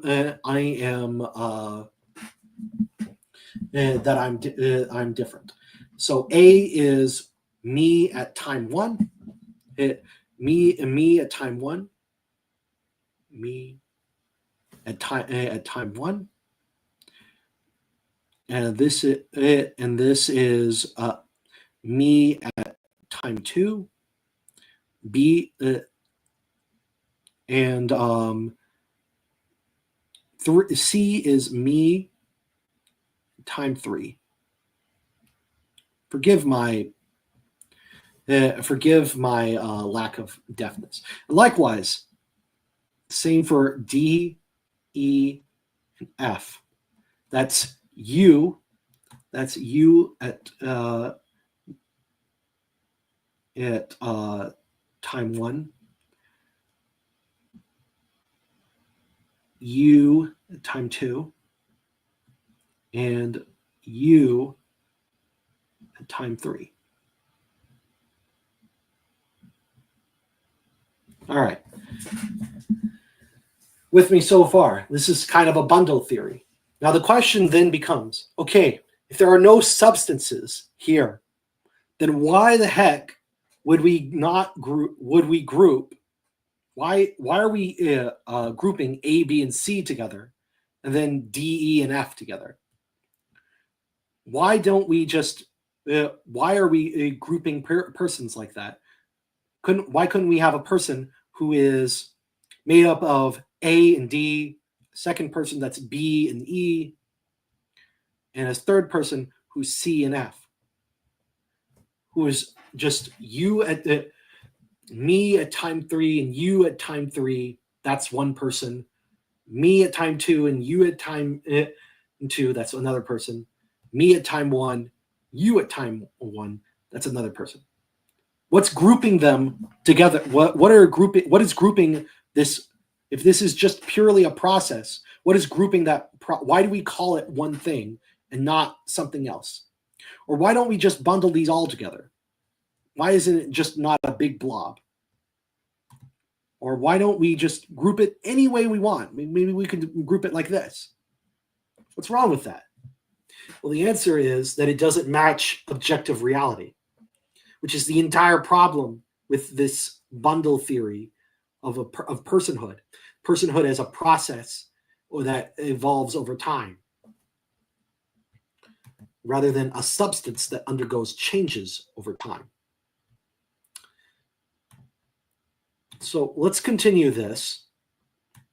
And we're going to see here how so far we have a guy who we have a guy who is trying his best to argue for his position, which, granted, he's doing a much better job than most people, but only because most people on the radical right cannot argue metaphysics this way. They just don't understand metaphysics at all. So we're going here. Hold on a second. Hey, hold on a second. I have to get something. I'll be right back, guys.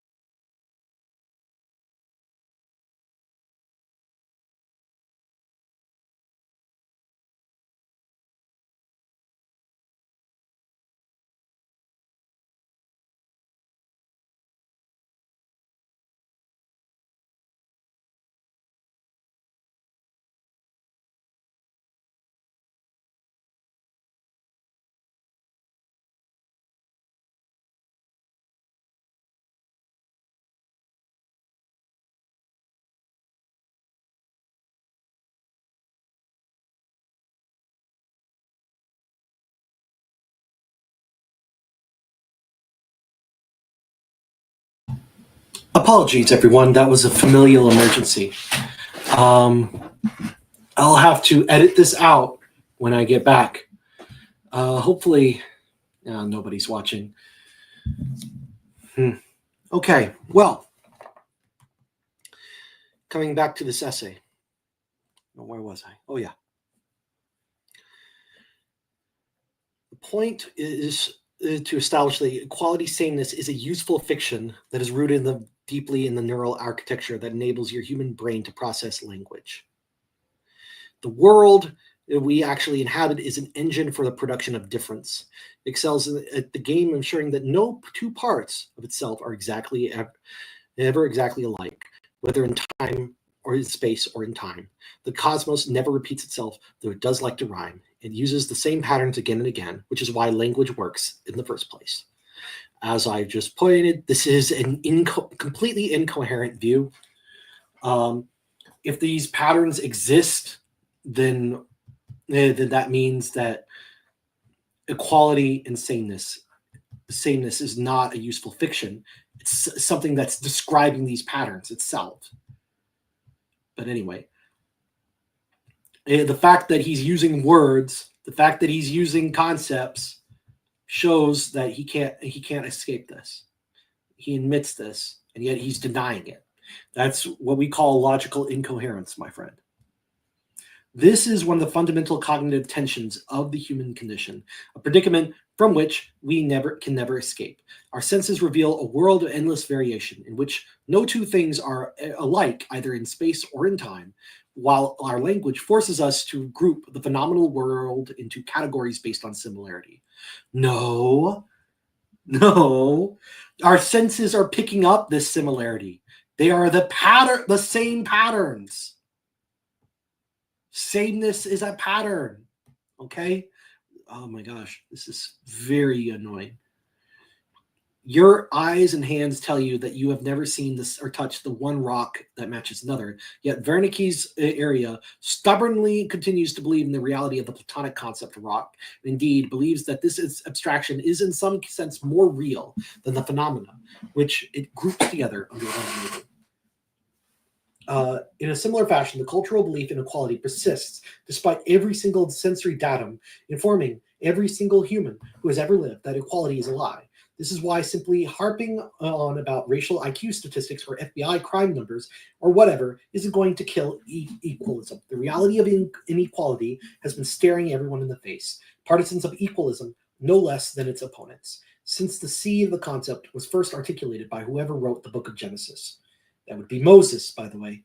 It is just the sort of abstraction which most appeals to our minds, a simplifying abstraction, a useful abstraction, and in a sense, the original abstraction from which all other abstractions are derived. You cannot do mathematics without the equal sign. You cannot even form concepts without categorizing things by similarity. Yet in the final analysis, equality is an abstraction. It isn't real. See, if it wasn't real, then why is it useful for categorizing the world? Well, because it's even here, you're undermining your own view by talking about things like IQ or race itself. Those are abstractions. Those are not real, according to this view. You see how it's a destructive acid that eats away at everything. And this is where it gets really wild. Distinction in value. Since nothing is equal, it follows that in almost any circumstance you can envision, some things are better than others. Better is, of course, this sentence, it's like you could not get a more self-contradictory statement if you tried. In almost any circumstance you can envision, some things are better than others. Better is, of course, a subjective evaluation, which emerges at the intersection of the intrinsic qualities of things and the uses we wish to put them to. If you want to nap a flint hand axe, you might rank rocks by their size and composition according to how easy to handle they are, how easy to locate, how far you have to walk to find them, their degree of impurity, and so on, with the best rock being the rock that meets that sweet spot of fitting easily in your hand, requiring the least effort to obtain and having the least degree of impurity. On the other hand, you intend to drop a rock from a great height in order to crush the skull of an invader from a neighboring tribe in the valley below. You will sort the rocks differently, probably preferring rocks that are rather larger, though not too large to lift, and maybe preferring not to use flint at all, since that's best kept for making hand axes. Similarly with human beings. If skill at knapping blades is at issue, your tribe sorts itself according to who has the most nimble fingers, the keenest eye, and the greatest skill. If dropping large rocks from great heights is the task at hand, you sort yourself by size, upper body strength, and aim. It's clear enough that when it comes to any given task, there are materials that are better and worse suited, tools that are more and less appropriate, and individual humans who are more or less capable in their performance. But surely, across the full range of tasks that a human being might undertake, one cannot say that this human is better than that human in any absolute sense. Isn't living also a grand task, however? One which encompasses, naturally, many smaller tasks, but every task can be broken down into components, so living isn't special in that regard. We should not expect that some humans are simply better at the grand task of living than others, and is that not, in practice, exactly what we see? So here, from value subjectivism, he tries to reconstruct an objective morality by saying living is better. But why doesn't he start with that before? Why does he have to go with this nonsense? It's subjective evaluation. It's nonsense. In the first place, whether a rock makes a better flint hand axe, or how easy it is to throw it from a great height, that depends on those are objective. Those are objective. They're intrinsic to the rock itself. They're not a matter of subjective evaluation. I'm guessing what he means by that is that we judge the rock according to what uses we wish to put them to. All right, so living is a grand task. All right, but so far we're back on track after having made a subjectivist discretion. An obvious objection to this is that the purpose or meaning of any given person's life is only up to them to define. How are we to say from the outside whether the artist is superior to the supermodel, the soldier to the scholar? But even in this frame, with the excellence of each life being judged entirely subjectively according to each individual conscience, there are those who are better at living up to their personal ideals, reaching their personal goals, being the person they want to be, than are others. And as a practical matter, people tend to recognize that. The charming mafioso gliding through life with impeccable sprezzatura is more impressive to most observers than the frustrated composer grinding through a miserable existence as a depressed branch manager at Panda Express, precisely because the rogue is very good at being what he is, and the composer isn't. On the other hand, the brilliant pianist is clearly superior to the petty street thug choking to death from too much fentanyl, which he swallowed after getting the cops called on him for passing off an obvious counterfeit bill to a skeptical cashier. We recognize success in life in myriad ways. It may be difficult to define precisely, but like pornography, everyone knows it when they see it. Okay, well, what he's talking about here, he goes off the rails because he still argues, he concedes to this view that the purpose or meaning of any given person's life is up for them to define, and it's a matter of each life being judged entirely subjectively according to each individual conscience. It's just that there are those who are better at living their personal ideals, reaching their personal goals. That is pure value subjectivism, my friends. All right, and this is something that I deconstructed in a previous video in my leftism in my leftism video. Essentially, what you're essentially doing is instrumentalizing reason. You're basically saying that the only point of human life is to do whatever you feel like you want to do, whatever you happen to value. That is your goal, and we judge the morality of things based on how effective it is at reaching that goal. And we can't even talk about whether the goals themselves are worthy of being pursued. The charming mafioso, for example, is that something we should be aiming at? Should we all be aiming at being charming mafiosos? Is that it, huh? Like, why is the charming mafioso better than a frustrated composer? Why is he? I mean, he's good at doing something. He's better at his self-chosen task than the composer is good at his self-imposed task. The thing is, the mafioso has chosen wrongly.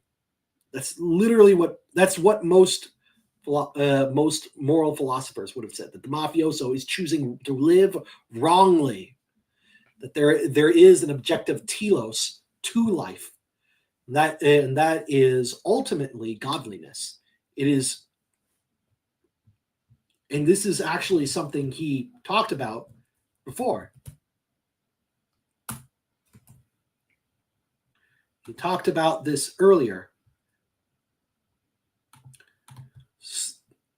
They pragmatically assumed that the pre-Christian men pragmatically assumed that some souls, those of heroes, sages, and lawgivers, were closer to the divine than others, such as tyrants, perverts, criminals, and traitors. They assumed that some things were closer to divinity than others. That sounds that is radically different from what he's talking about. What he's talking about is not pagan and not like a pre-modern worldview. You have to understand. This is something that is found in Nietzsche and Friedrich Nietzsche and David Hume.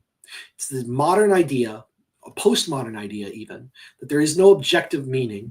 It's all a matter of instrumental reason.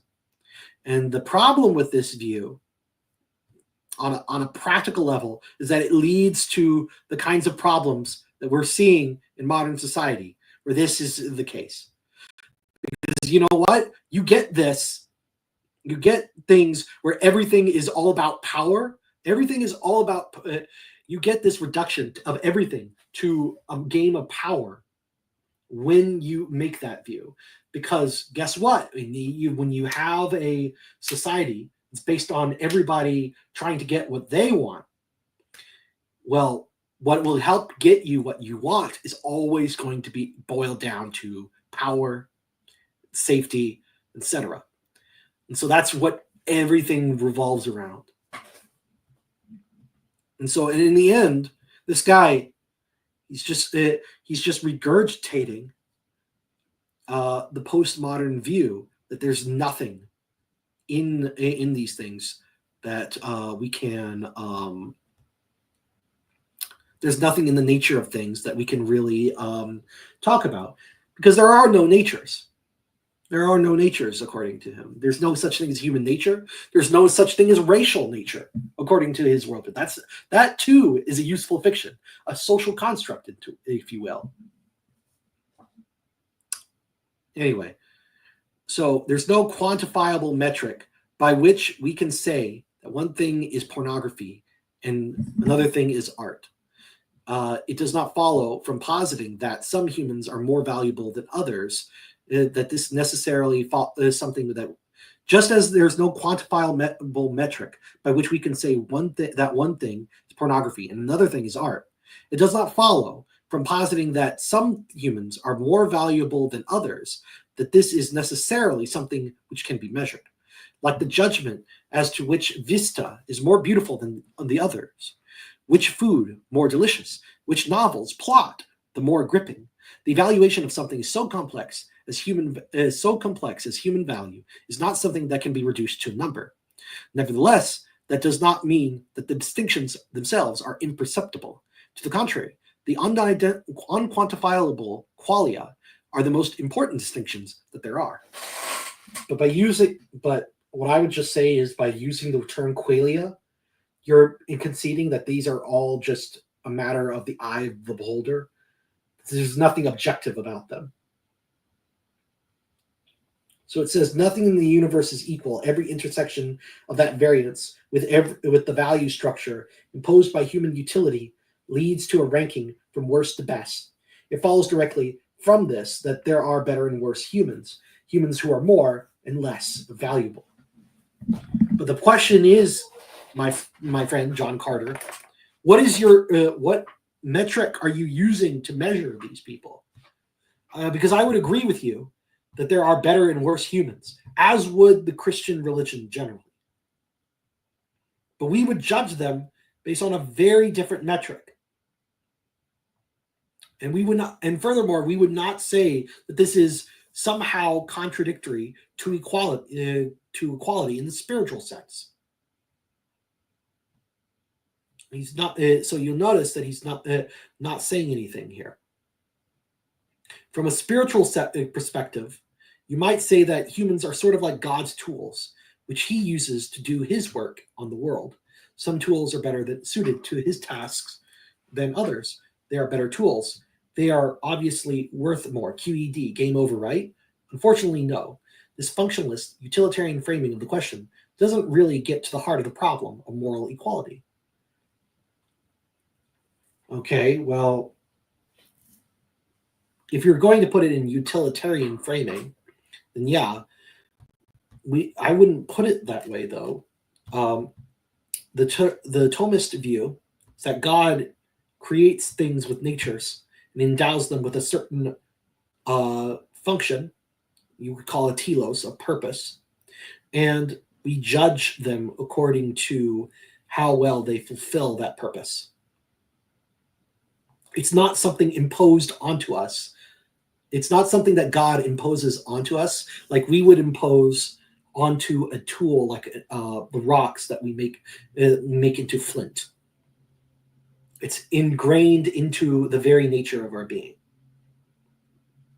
Okay. Value judgments from utility are inescapably subjective. So here, he just completely undermines everything he says earlier. Everything he says earlier about living grand task. It's better. And all of this, it's subjective. All of this. He just undermined his own argument in just one sentence. The value judgments from which utility are generated are inescapably subjective. That is going to undermine everything. Because once you accept that view, there is nothing wrong saying that, for example, like the tribal people name an African country are better than white people, despite all of and he might go, oh, what about our achievements? What about science? Blah, blah, blah. Well, that's subjective, my friend. That's purely subjective. A matter of your personal preference. There may be a broad agreement that the view from the top of Victoria Falls is stunning, but you can usually find a recalcitrant curmudgeon who remains unmoved by it, or prefer the aesthetic merits of eggshell white paint drying on a flat wall.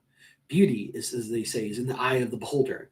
And for all the attempts to quantify beauty as the presence of symmetry or the golden ratio or some other mathematical property, anyone who's ever talked to a Zoomer about Zendaya will know the truth of this statement.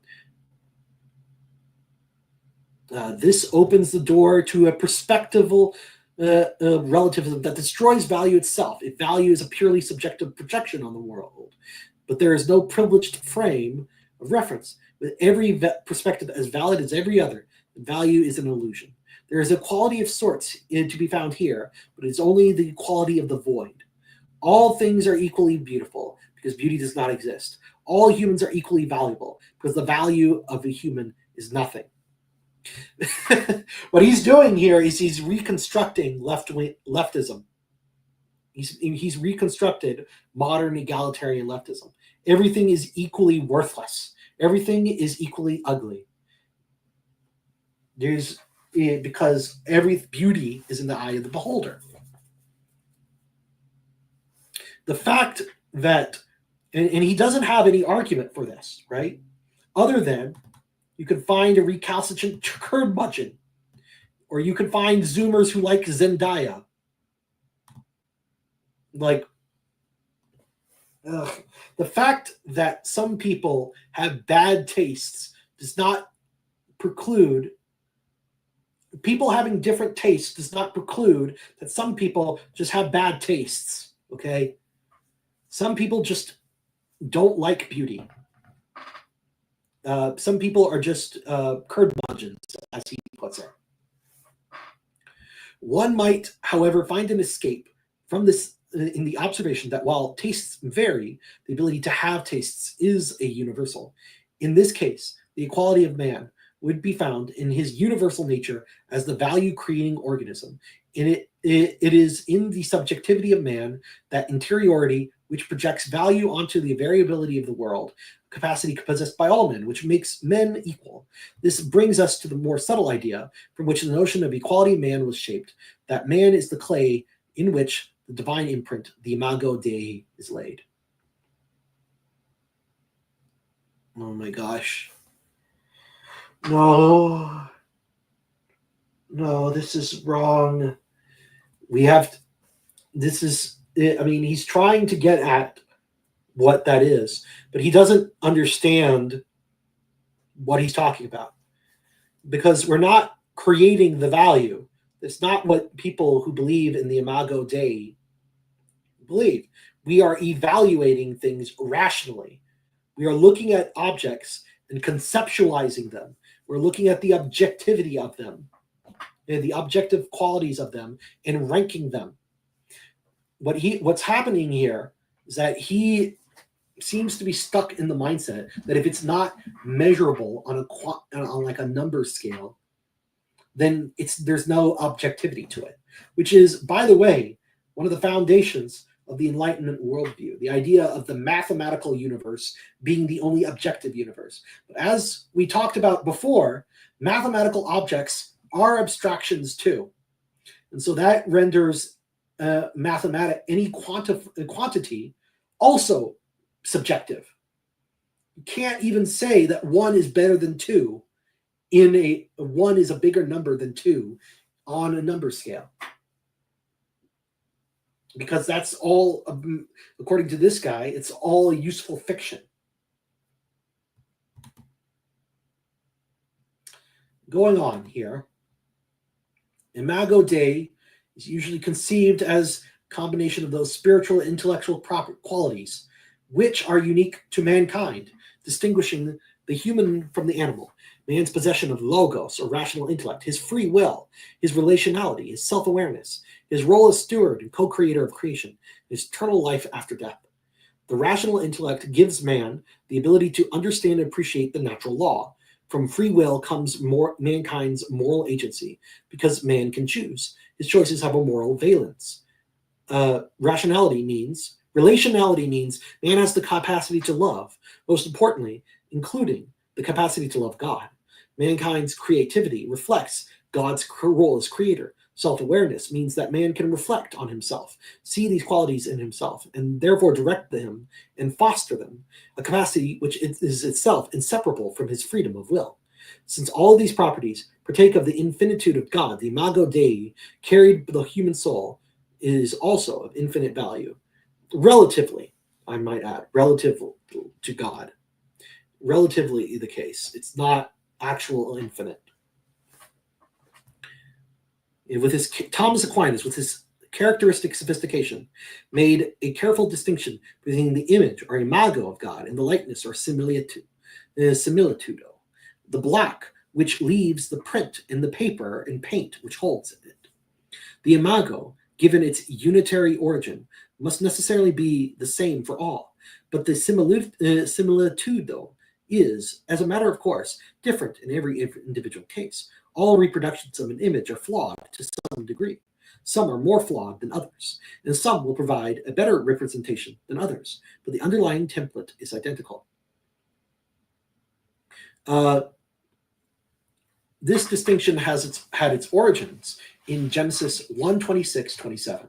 And let us make mankind in our image, according to our likeness. Reading significance into every chosen word, Aquinas believed that the distinction between image and likeness must therefore be meaningful, whether or not this was an overinterpretation of the use of synonyms for rhetorical effect. It led to an interesting philosophical insight. Yeah, so I'm not going to even quite think about how he's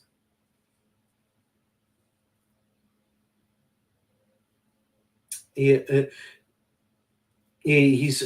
not even going to question here, like, how he's like projecting modern day rhetoric onto the path, onto like Genesis, the book of Genesis here, because he's not really in the business of reading the Bible. That's a whole other thing. The idea here is that since the source of the Imago Dei is the same for everyone, and since its base properties are identical, this establishes a basal level of equality for all of mankind. This is the root argument for moral equality in man, for universal dignity, universal human rights, and all of it. There are other theological arguments for equality. For instance, that Christ's sacrifice opens the door to redemption to all without favor. But the Imago Dei is the most fundamental argument. And it is the one that has been most widely adapted by secular philosophers to argue for moral equality. John Locke leaned heavily on its support when he invoked the universals of human nature, such as the capacity for rational thought and moral reasoning. Immanuel Kant also grounded the equal and universal dignity of man in his nature as a rational being. The imago, in Aquinas' description, is an ontological property, something which simply exists at the core of what mankind is, which distinguishes him from all other entities in creation. The similitude, though, by contrast, it is teleological. It is a developmental quality by which man can become closer to God, which is affected both by inborn variation in talent, ability, and disposition, and by the choices and experiences a man makes during his life. The imago establishes the potential, which is infinite, and the similitude, though, which is finite, describes the level of actualization of that potential. There's a hint here of the seeds of the ironclad progressive faith in education as the answer to the world's problems, and that if everyone can be taught the correct things in the right way, then all distinctions, ability, and behavior can become overcome. This is, I think, where he goes wrong, right? So here, he's not making the proper distinctions that St. Thomas would at all. He doesn't even mention the idea of substantial form and accidental form, for example. So what do I mean by this?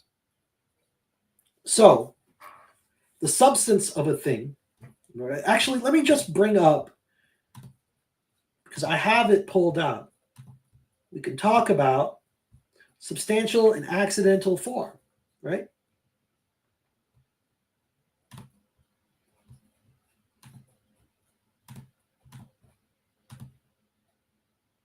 And this is an actual Thomist doing this.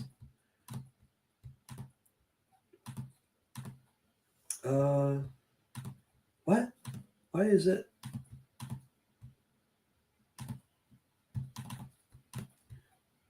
I want to actually.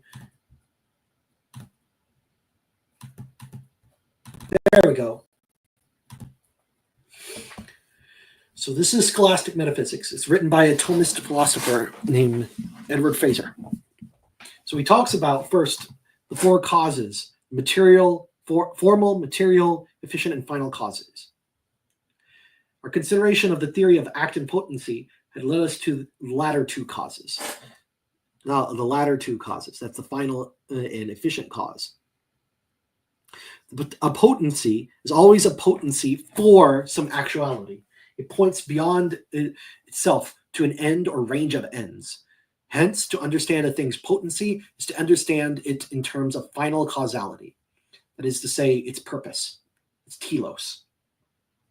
A potency can be actualized only by what is already actual. Hence, to understand the things coming into being or changing, that is to say, it's becoming actual in various respects, is to understand it in terms of efficient causality. So these are extrinsic principles of being, since the ends to which they point, the causes which actualize it, are outside of it. Act and potency naturally leads to two intrinsic principles, material and formal cause. That is to say, the matter and form. This is the Greek term hylomorphism. And so the idea here is that we have essentially matter is kind of like the underlying substrate that contains the potency of things, and the form molds the matter into a particular pattern, as you might put it, as someone might put it, and it gives the substance its identity and unity. Right? A pile of human body parts randomly strewn about might have the same matter as a full human person, but it does not have the same form, because the form is what unites the person and gives it its identity. And so we have the argument from change and the argument from limitation. In change, we have seen both potency to be actualized and actualization of the potency. Consider the ink in the dry eraser marker.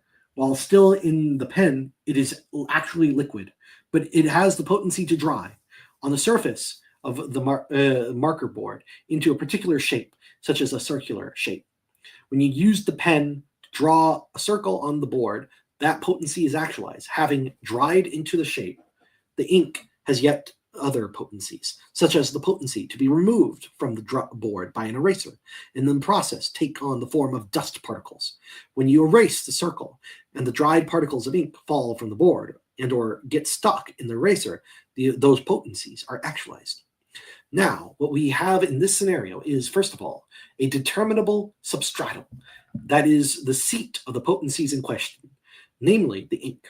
We also have a series of determining patterns that the substratum, the ink, takes on as the various potencies are actualized. Patterns like being liquid, being dry, being circular, and being particle-like. The determinable substratum of potency is what the scholastic means by matter. The determining patterns that exist once potency is actualized is what is meant by form. If change is real, and that it is real is something that has been defended in the preceding chapters, then matter and form must be real. Matter is essentially that which needs actualizing in change. Form is essentially all that which results from actualization. Note, any determining actualizing pattern counts as a form in this sense. A form is not merely the shape of a thing, nor always a matter of the spatial configuration of parts. Being blue, being hot, being soft, etc. are all forms in the relevant sense. Note also that matter is not meant here in the same sense in which it is used in modern science, though hylomorphism is not in competition with modern science, just as we saw in chapter 1. The notion of active potencies or causal powers is not in competition with modern science. To say that opium has the power to induce sleep is not, as we saw, to say anything that conflicts with what chemistry tells us about opium. It is rather to tell us what must as a matter of basic metaphysics be true, whatever the chemical details turn out to be. If opium is to have any causal efficacy at all by vis-a-vis sleep. So we're going on here. The argument from limitation appeals to considerations of the sort raised in chapter 1 when discussing the second of the 24 Thomistic theses, to the effect that act is limited only by potency. It was pointed out that a pattern like roundness is of itself universal rather than particular, and perfect rather than, or exact rather than approximate. Now, the circle you draw, the marker board, is round, but only imperfectly or approximately, and it is a particular instance of roundness rather than roundness as such. Hence, there must not only be something by virtue of which the thing in question, the circle, is round, but also something by virtue of which it is round in precisely the limited way that it is.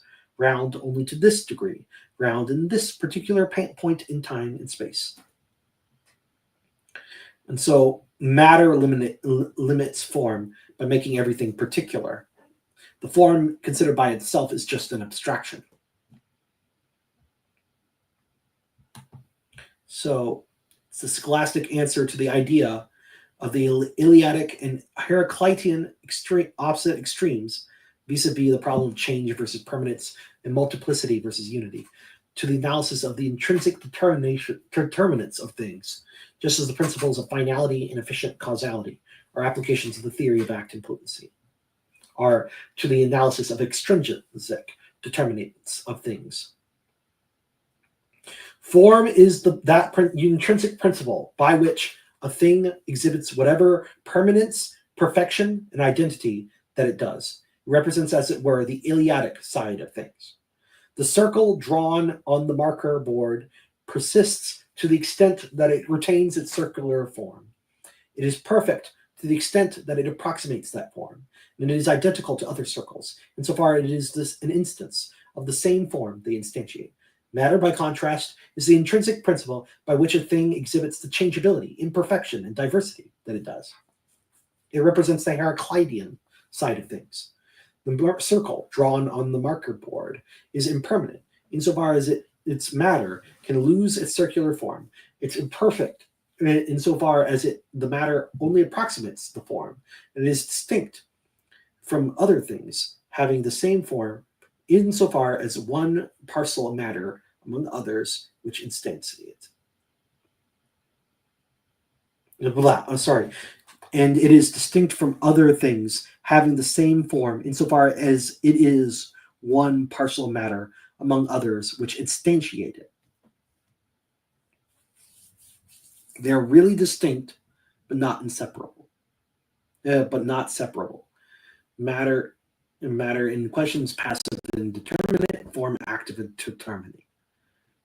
And we're going to go on here to substantial versus accidental form. This is key here. You want to pay attention to this. When we were talking about substantial versus accidental form, we're talking about two different types of form. It's usefully approached by way of another distinction between natural objects on the one hand and everyday artifacts and accidental arrangements on the other. So this is what Aristotle says. Some things exist by natures. Others are due to other causes. Natural objects include animals and their parts, plants and simple bodies like earth, fire, water, and air. The obvious difference between all these things and things which are not natural is that each of the natural ones contains within itself a source of change and of stability in respect of either movement or increase and decrease or alteration. On the other hand, something like a bed or a cloak has no intrinsic impulse for change, at least. They do not understand under that particular description, and to the extent that they are a result of human skill, but they do insofar as and to the extent that they are coincidentally made out of stone or earth or some combination of the two. The nature of the thing is then a certain principle and cause of change and stability in the thing, and it is directly present in it, which is to say that it is present in its own right and not coincidentally. So the basic idea that St. Thomas, Aristotle, and this guy, Professor Fezer, talks about is the difference between a bunch of rocks strewn together and the rock considered as a thing in itself, right? So he gives the example of a liana vine, a kind of vine Tarzan likes to swing on, is a natural object. A hammock that Tarzan might construct from living liana vines is an artifact. So a rock is a natural object. But if I were to take the rock and form it into an axe, like John Carter talks about, that is an artifact that I'm imposing onto the form of the rock. The form of the axe is imposed extrinsically onto the natural rock, which has its own intrinsic form. Now, the difference between that which has such an intrinsic form related to it. Yeah. Okay. Now, the difference between that which has such an intrinsic principle of operation, that which does not, is essentially the difference between something having a substantial form, something having a merely accidental form. Being a liana vine involves having a substantial form, while being a hammock of the sort we're discussing involves instead the imposition of an accidental form on components, each of which already has a substantial form, namely the substantial form of liana vine. A liana vine is accordingly a true substance, as scholastic philosophers understand substance. A hammock is not a true substance, precisely because it does not, qua hammock, have a substantial form, an intrinsic principle by which it operates as it characteristically does, but only an accidental form. However, what I would just say here, and this is what he says, not all accidental forms are the result of artifice. A group of liana vines, which has by chance taken on a hammock-like arrangement, does not have a substantial form qua hammock-like arrangement, any more than a pattern made by a trail of ants that looks like the word no is really the word no. While this arrangement is not an artifact, the resulting object still does not have intrinsic tendency to form and to function as a hammock. Hence, it does not have the substantial form of a hammock, if there were such a thing as the substantial form of a hammock, but is merely accidental arrangement of parts, like a heap of stones that has formed at the bottom of a hill over time as a consequence of erosion. So though in one sense it obviously occurred naturally, it is not a natural object in the sense which Aristotle contrasts nature with art, since a tendency to work together in a hammock-like way is not inherent to the parts. And so now it's talking about intrinsic, what is about he makes the distinction between things, forms imposed onto the matter, either by coincidence or by human interaction, and things that are intrinsic to the natural object itself.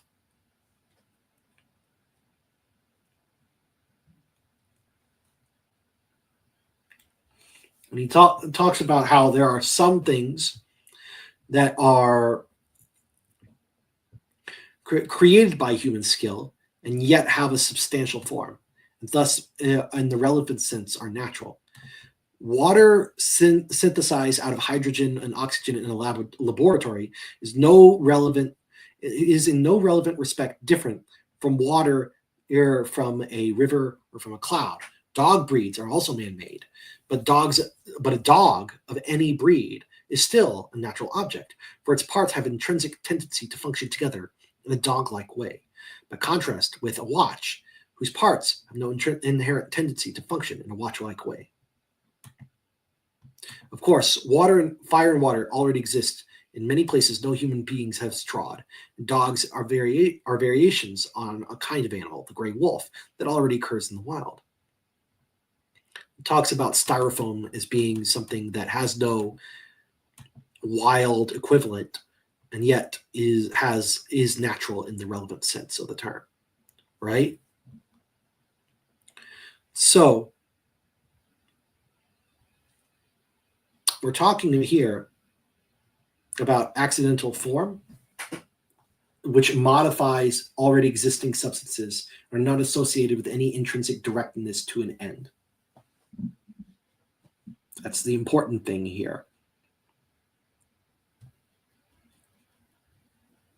Now we get to other ideas here. the idea of substance versus accidents, right? Substance is the subject, stratum, which accidents inhere. This is where we get into territory that the alt-right, I don't know what we call John Carter. I would just call him radical right-wingers, like John Carter, just do not understand this. And you can impress upon them, I've talked to these people before, you can impress upon them this idea in their minds, they just do not get it. But, so we have a substance. Yeah, we have the substance, the subject, and then there are accidents. For example, the color, length, and weight of the liana vine exists in the liana vine, but the liana vine itself does not, in the same sense, exist in another thing. Of course, of these two characterizations of substance, the second captures what is metaphysically more fundamental. Since accidents inhere in another, if that in which they inhere itself inhered in yet another, and so on ad infinitum, we would have a vicious explanatory regress. Ending the regress requires positing something which exists independently in itself, rather than inhering in another. It is only because substance is that which exists in this independent way that it can be that in which accidents inhere. All right. Now it goes on here, and it's talking about substantial form. Hence, what underlies the changing accidents of a thing must be a composite of prime matter and substantial form. We have seen, furthermore, that substantial form does not presuppose some pre-existing compound of substantial form and prime matter. Otherwise, it wouldn't be a substantial form at all, but an accidental form. Hence, a compound of substantial form and prime matter does not exist in some other thing the way an accidental form does. So here he's talking about how the liana vines are shaped like a hammock.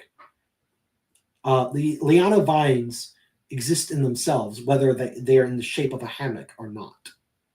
The rocks exist in themselves, whether or not I shape them into an axe. It's the same in substance all throughout. The hylomorphic notion of substance thus entails the notion of substance as that which exists independently and is a subject of accidents.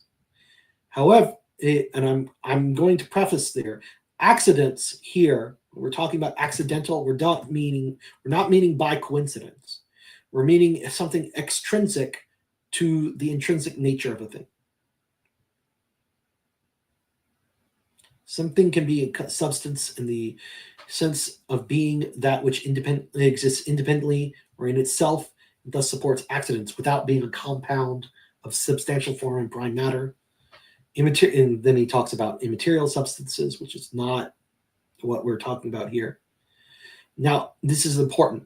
Now, accident is here being used more or less to mean an attribute, characteristic, or quality of a thing, what contemporary analytic philosophers commonly refer to as a property, but some clarifications are in order.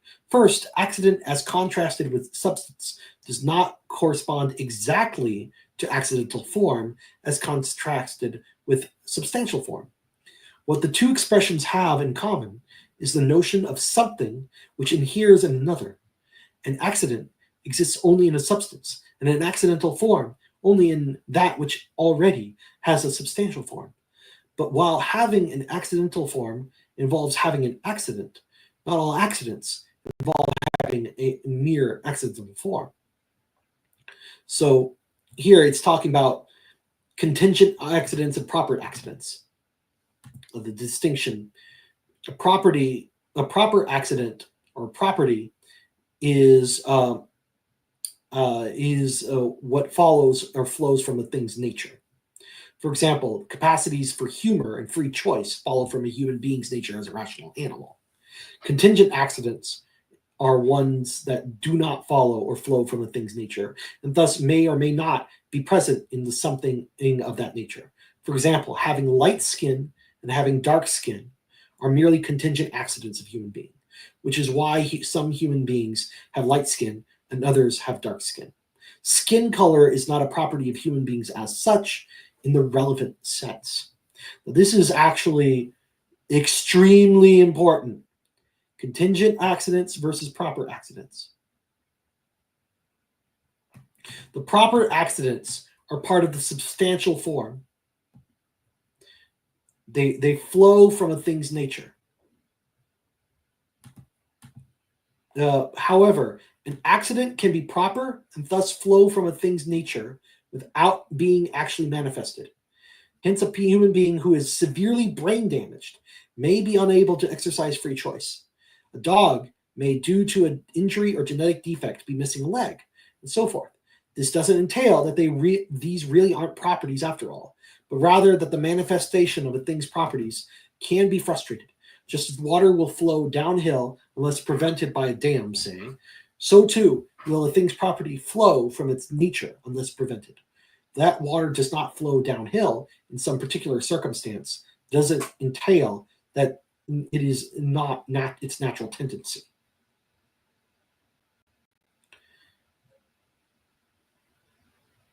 It's too crude. Hence, from a scholastic point of view, it is too crude a procedure to ask, as an analytic metaphysician might, whether a thing might exist without a certain property in some possible world, say, and then deduce from an affirmative answer that the property in question isn't essential to it, where the essence of a thing is understood to be the bundle of properties it possesses in all possible worlds. For the scholastic, a property is just one kind of accident. An essence isn't, in the first place, a collection even of properties or proper accidents. An accident can be a property even if it doesn't always manifest itself.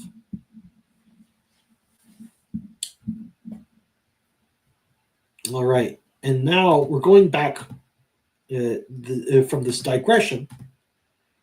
From this digression, we're going back to the essay.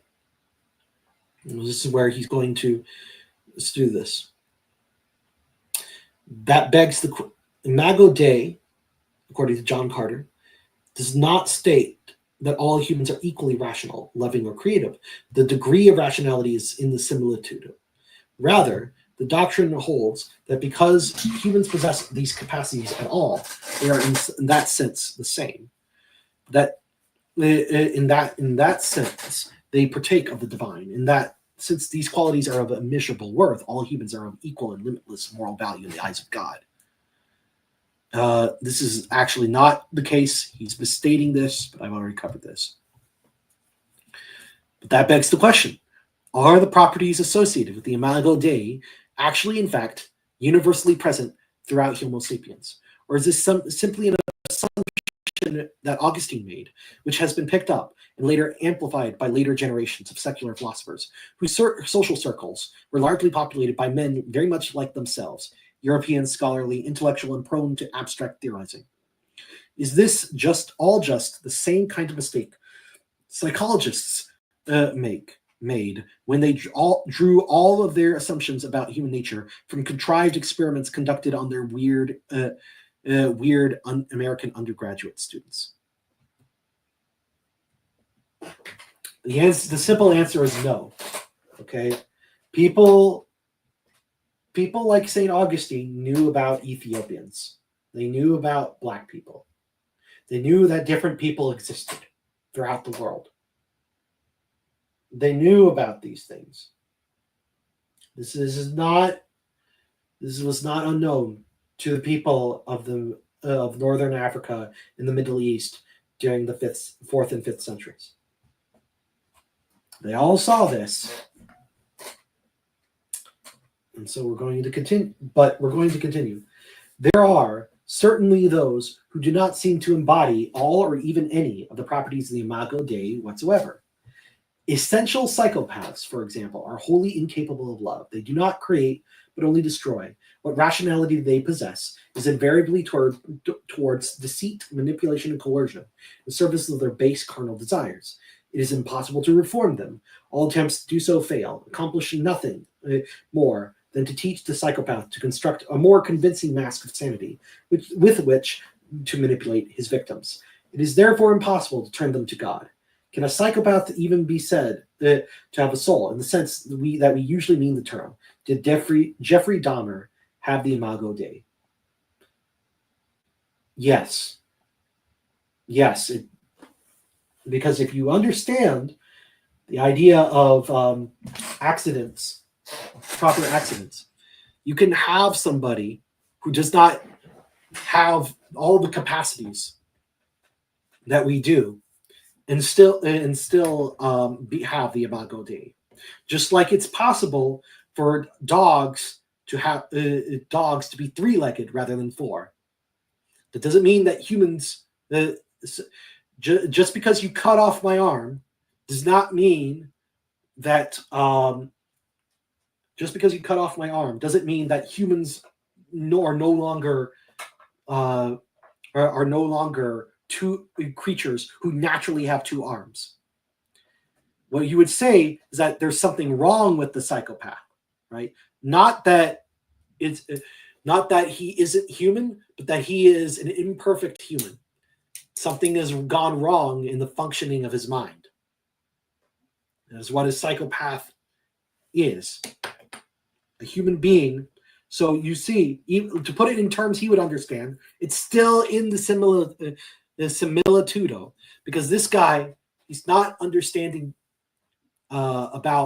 he's not understanding the difference between substance and accidents, and he's just assuming that because he can't see, he is basically assuming that just because he sees water in the dam not flowing down, that therefore water doesn't flow. It just sits there, just ignoring any of the contingent circumstances for why it would be the case. So he talks about ancient humans, which I am not going to go over. The ancient humans. Where is the line drawn? At which point can we say that there is no Imago Dei, but at the place there is? Well, I'm going to tell you, it's human rationality, and this is actually language.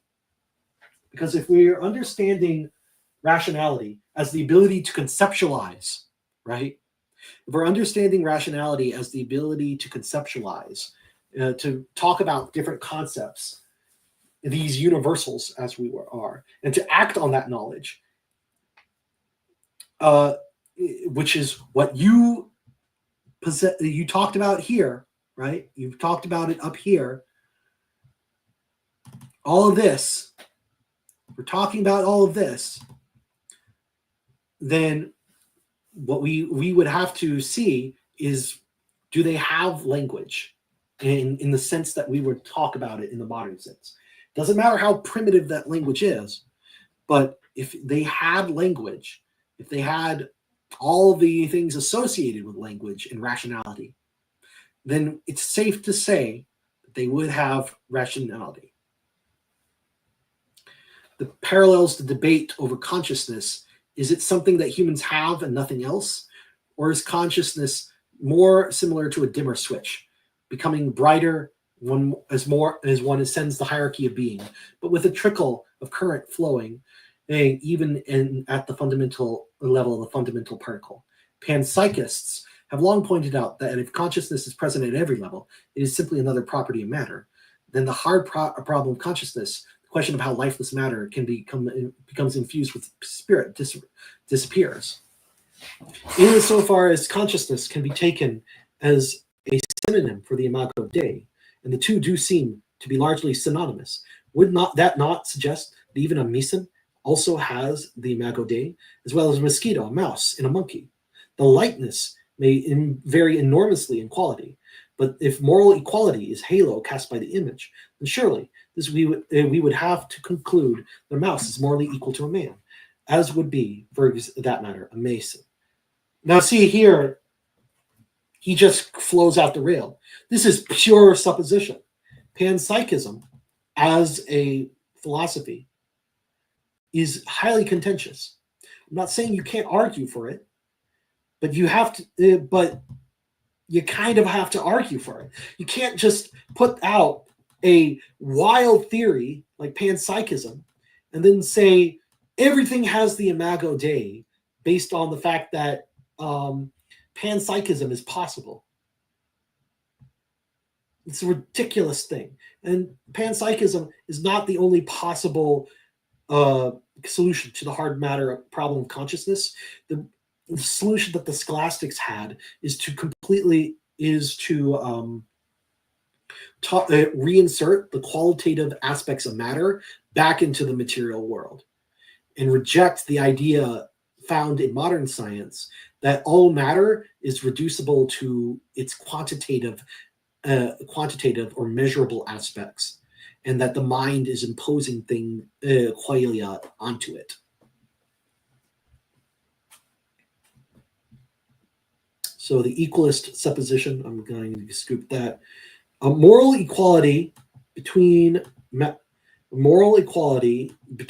mice and men is clearly an absurdity. Augustine resolved this by rejecting the suggestion that animals might also hold the Imago Dei on the grounds that they lacked rational intellect, which is the sole possession of humans. But I am not so sure that this is completely fair to animals.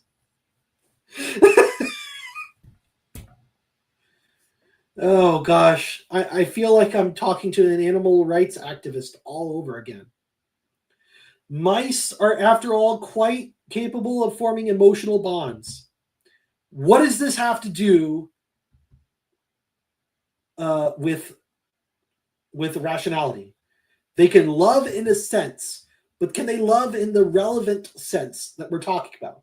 Because love is not an emotion as Christianity would understand it. Love is willing the good of the other as their own good. So the idea is that to love somebody is to will what is good for them because it benefits them, rather than because it's pragmatically benefiting you.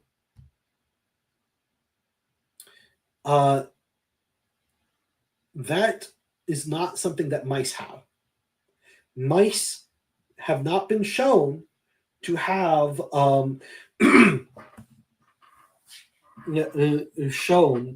rationality. The emotions that the affection, things like affection and tenderness and things like that, those are qualitatively different from rationality and will.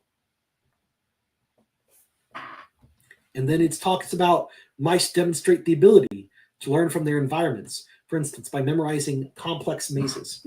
This here, once again, he's conflating different things, right? And I'm going to read some stuff about the causal powers of animals, right? Animal intellect. Let me bring up animal intellect. Animals, intelligence and animals. Okay. Here we go. Animals, non-human animals, have a lot of, not only share with humans things like sight, the senses like sight, hearing, tasting, touching, and smelling, but also internal senses. Synthetic sense, which is where all of these the 5 external senses, they all come together to form a coherent picture of the world around them. Instinct, or the estimative power, the imagination, and memory. So memory, imagination, instinct, these are all in consciousness itself. All of these can be found in animals according to the traditional Christian view.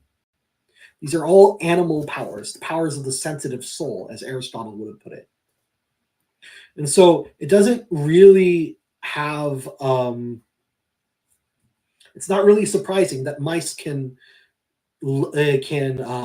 display emotions of affection towards one another, memorize the path through mazes, and plan on on how to get food to some degree. But none of these are rationality. None of these are rationality. These are part of the sensitive soul, not the rational soul. If we're going to talk about the rational soul, that can be proof of rationality would have been found in language. In the language, specifically in describing and arguing. So Karl Popper argued for 4 different functions of language: expressive, signaling, descriptive, and argumentative functions. Expressive the expressive function is just externalizing an internal state. An animal cries out in pain when it's hurt, for example. Signaling function is communicating to another of your species some kind of message. Like a bird makes a certain sound warning its fellow birds that there's a predator nearby. That's what you find in a lot of different herd animals. Description is assigning concepts to the environment around it. The argumentative function is moving from different concepts according to logic. Now, those last two functions are functions that only rational animals have. All right? And linguistic behavior of animals do not seem to show this. Like, for example, the most promising examples of this are when you try to teach apes American Sign Language or some other system of linguistic symbols. But the issue here is that the way they use language in human beings, language use is independent of immediate stimuli, satisfaction needs, or instrumental purposes. That is to say, we talk about things that are distant in time and space, and typically do so without intending that our utterances get us some kind of reward. This is not the case for apes. Our use is also governed by rules determining the structure of utterances in a recursive way that allows for a potentially infinite number of sentences. The alleged cases of language used by apes exhibit none of these features. Furthermore, human children come to learn language by mere exposure to it, without the need for explicit training. Apes, by contrast, can be made to do things that look vaguely like very simple human language only after considerable training by human beings. So this is like saying, Noam Chomsky himself, he says that this is like supposing that there might be a species of bird who have the capacity to fly, but won't exercise it until people teach them how to use it. So the function has to be natural. It can't be something that is imposed onto it. And what do we see? Even in the most remote, primitive tribes imaginable, we see culture, we see language, we see the capacity for free will and irrationality, however dim it might be. It's not the case. This is not the case for any apes. Like Coco, the gorilla, who after mastering a sign language vocabulary of 1,000 words, shown to be perfectly capable of rational thought, affection, and yes, creation. Again, creating things is not indicative of rationality, but this is not the case. And let's talk about Coco. Coco's tested IQ being 80.3. Oh my gosh. And he's thought, Now here we go. We've got this here. I'm gonna share with you a few things about cocoa, right? Right here. So we're going to talk about this. So this is a Slate article that talks about the research. What do talking apes really tell us? The strange, disturbing world of Coco the gorilla and Kanzi the bonobo.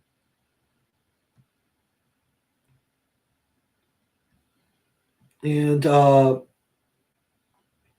this talks about, was Coco really mourning Robin Williams? I'm going to say that it could have been. Yeah, it could have been, because animals do have the ability to feel affection for other creatures. That's emotions. Those are emotions. However, we do project, in large part, our human. It's a mistake to project rationality onto them just because they can feel emotion, because they're not the same thing. And down here, it says the research didn't deliver on its promises. No new studies have been launched in years, and the old ones are fizzling out. Behind-the-scenes look at what remains, this research today, reveals a surprising dramatic world of lawsuits, mass resignations, and dysfunctional relationships between humans and apes. So now we have apes. These apes here, they are they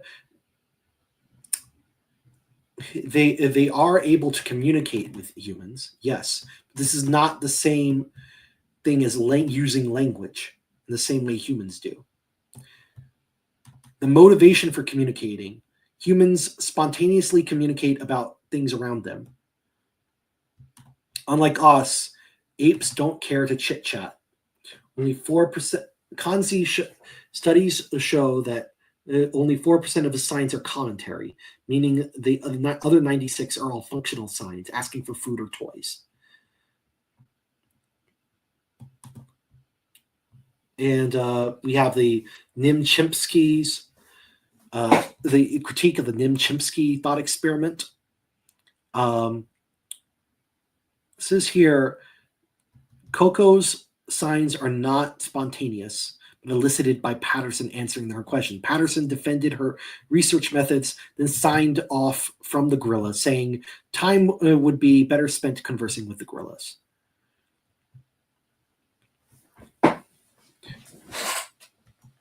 Yeah, so it's hard to resist reading into animals' actions. And animals read into our actions too. They carefully watch us for cues about what we want so that they can get attention or treats. This is an important part here, because what Coco and other primates are doing is they are looking at us, and they are using signs in order and trying to see what will get the right response. But it's not the same thing as understanding what they're the understanding things on a conceptual level.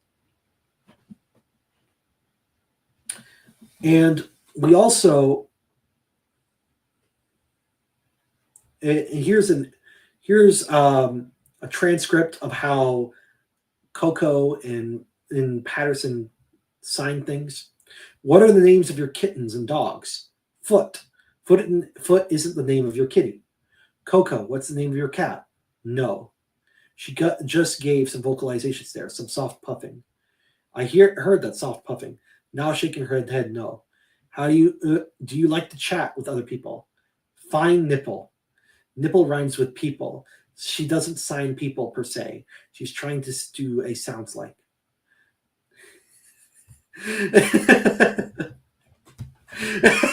Sleep. So this is not human communication. And it actually says further down, talking about deception. Former employees felt deceived by the way gorilla research was presented to them when they are hired. Alex, a pseudonym, said they were duped into this fantasy that the foundation is doing amazing work, and we would all be a major contributor. And should be an apology statement issued to anyone who donated his time or money to the foundation. This is all to say, people don't want to hear anything negative. You want to believe this fairy tale. It's magical.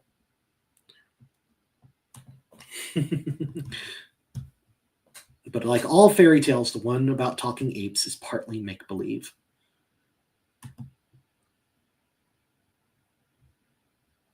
Yeah. So, and that's not even getting into the fact that that's not even getting into some of the times where they provably lied. Like, for example, the Coco the gorilla signed stuff about climate change. The film stunt reminds me, though, of earlier attempts by the Gorilla Foundation to showcase Coco's ability to understand things that there's little chance she could understand, at least in the way suggested. Other let's see. Anthropomorphism in this video is not appropriate. Not even linguistically inclined apes comprehend anything close to the dynamic interplay between human and nature that underlies anthropogenic climate change. Let's see, linguistic. So Sherman Wilcox, professor of linguistics, says this is obviously a doctored video composed of highly edited clips of single signs pieced together to make it look like Coco is actually saying something when she's not. It is disconcerting on so many levels. I fear it diminishes the seriousness of the climate change issue. Deniers already feel like scientists are lying to the public. We don't need to give them fake videos.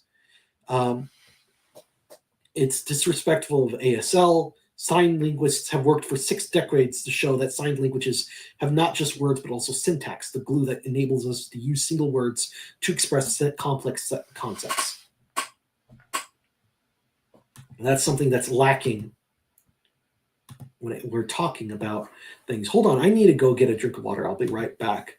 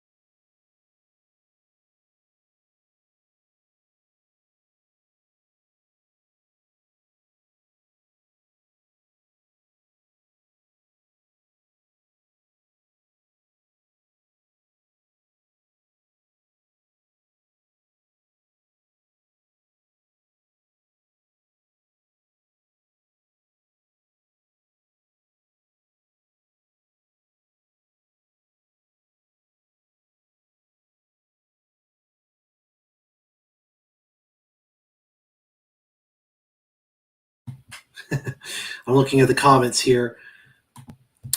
This guy is going to ask if horses can consent, isn't he? Ugh. Yeah, I mean, that's the logical conclusion. Because the line of reasoning that this guy is using all the time throughout this essay is intrinsic to every single leftist movement you can think of. All of it. Because it's all essentially boiling down all of reality to a primordial sludge with no variation. Which is ironic, given he's trying to argue that equality doesn't exist, and yet by rejecting universals, he's essentially saying that all of reality is just undifferentiated individuals, and he's denying the uniqueness of humanity in a nutshell. So we're going to try and see where he goes from here. Then he's trying to say Down syndrome is a chromosomal birth defect, meaning we can say they're not even properly human. You see, this is actually he's just making stuff up here because he doesn't even understand. Let's see, the Imago Dei doctrine. He's just making stuff up here.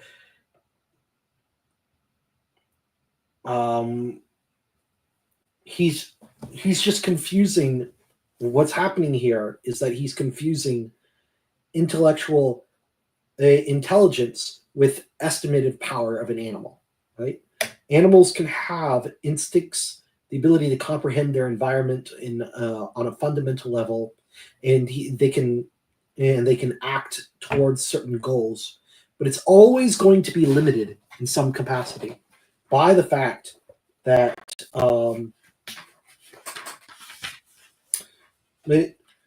limited to some capacity by the fact that they don't have concepts. So if there's a certain inflexibility to animal behavior. If we present an animal, right, with food, then unless there's some countervailing extrinsic force preventing him from acting on his desire, he's just going to act on his desire. That is not the case with human behavior, because we have more than just consciousness. We also have intellect in the sense of rationality, conceptualization, logic, and the ability to comprehend abstract objects. But of course, this guy, he doesn't believe abstract objects even exist, and so he cannot differentiate between animals and humans because of that.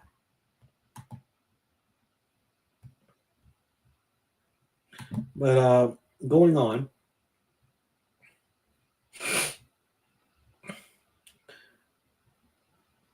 it says here, it isn't tied to speech. Deaf mute still have the Imago Dei. No, they do have the Imago Dei, because here's the thing, right? And this is another thing he just doesn't understand, or probably doesn't want to understand, given his ideology. The Imago,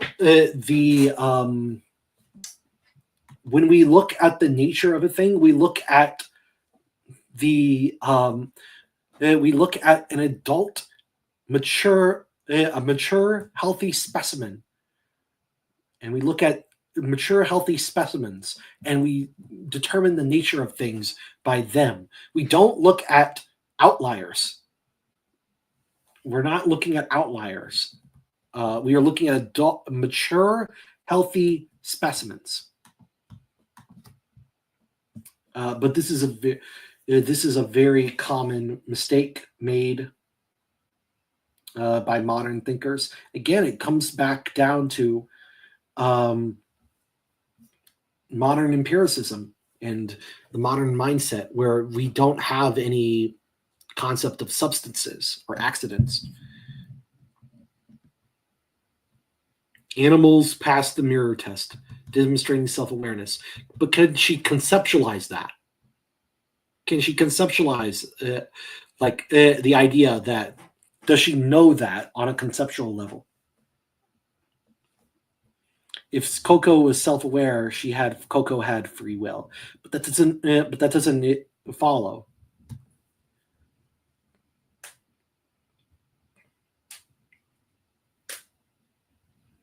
And he just states, will is possessed by all life.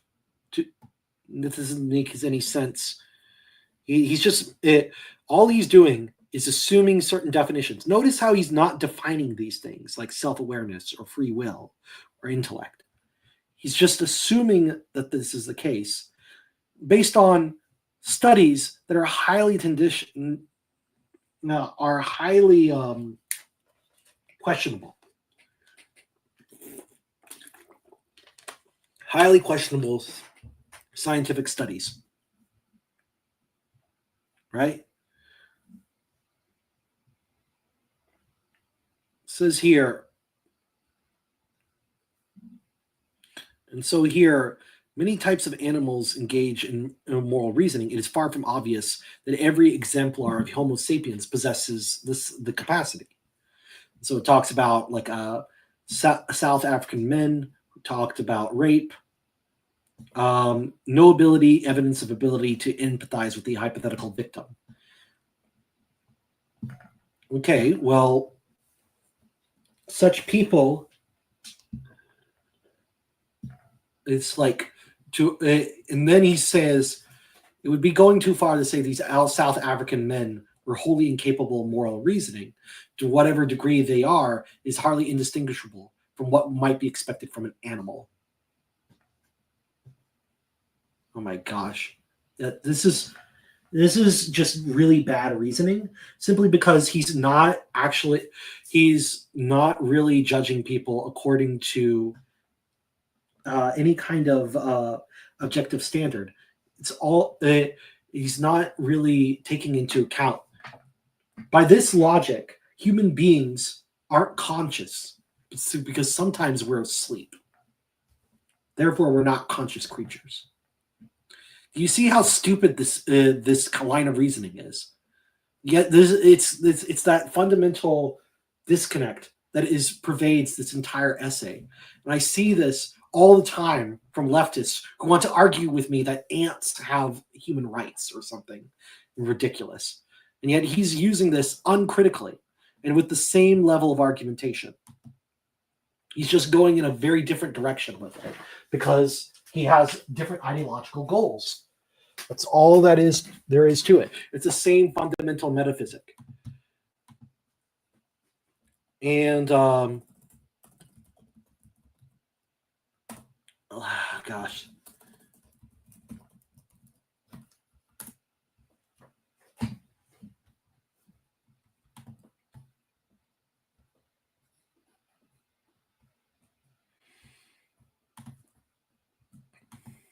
All right, so we're going here.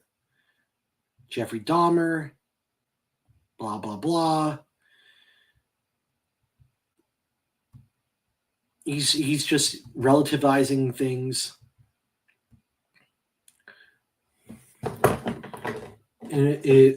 Evolutionary development of Homo sapiens. Again, Christians have talked about evolution.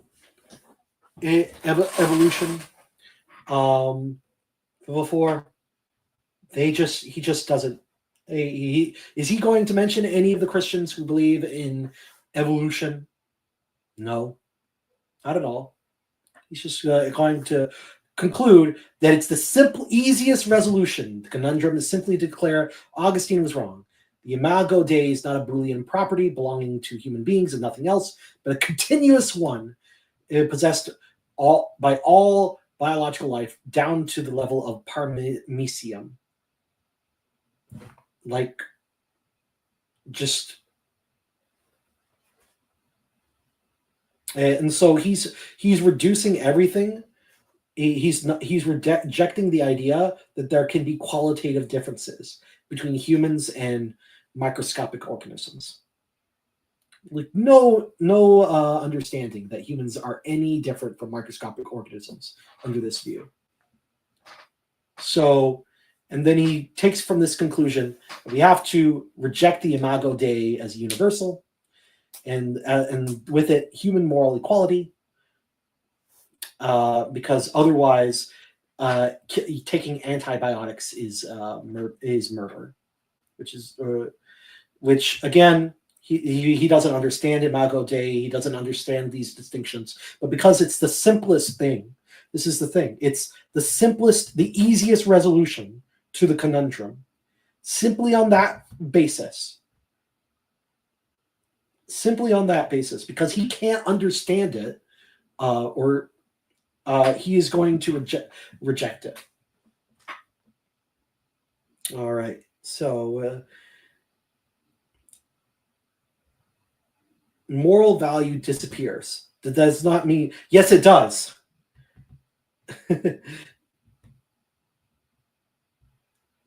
It does.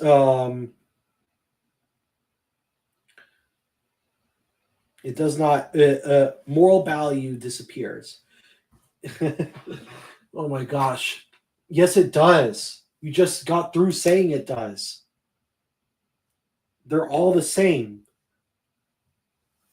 Core Christian belief, adjacent to the Imago Dei's argument for equality, remains implicitly is the soul of infinite value. This is not true. Christians don't believe that every soul has infinite value.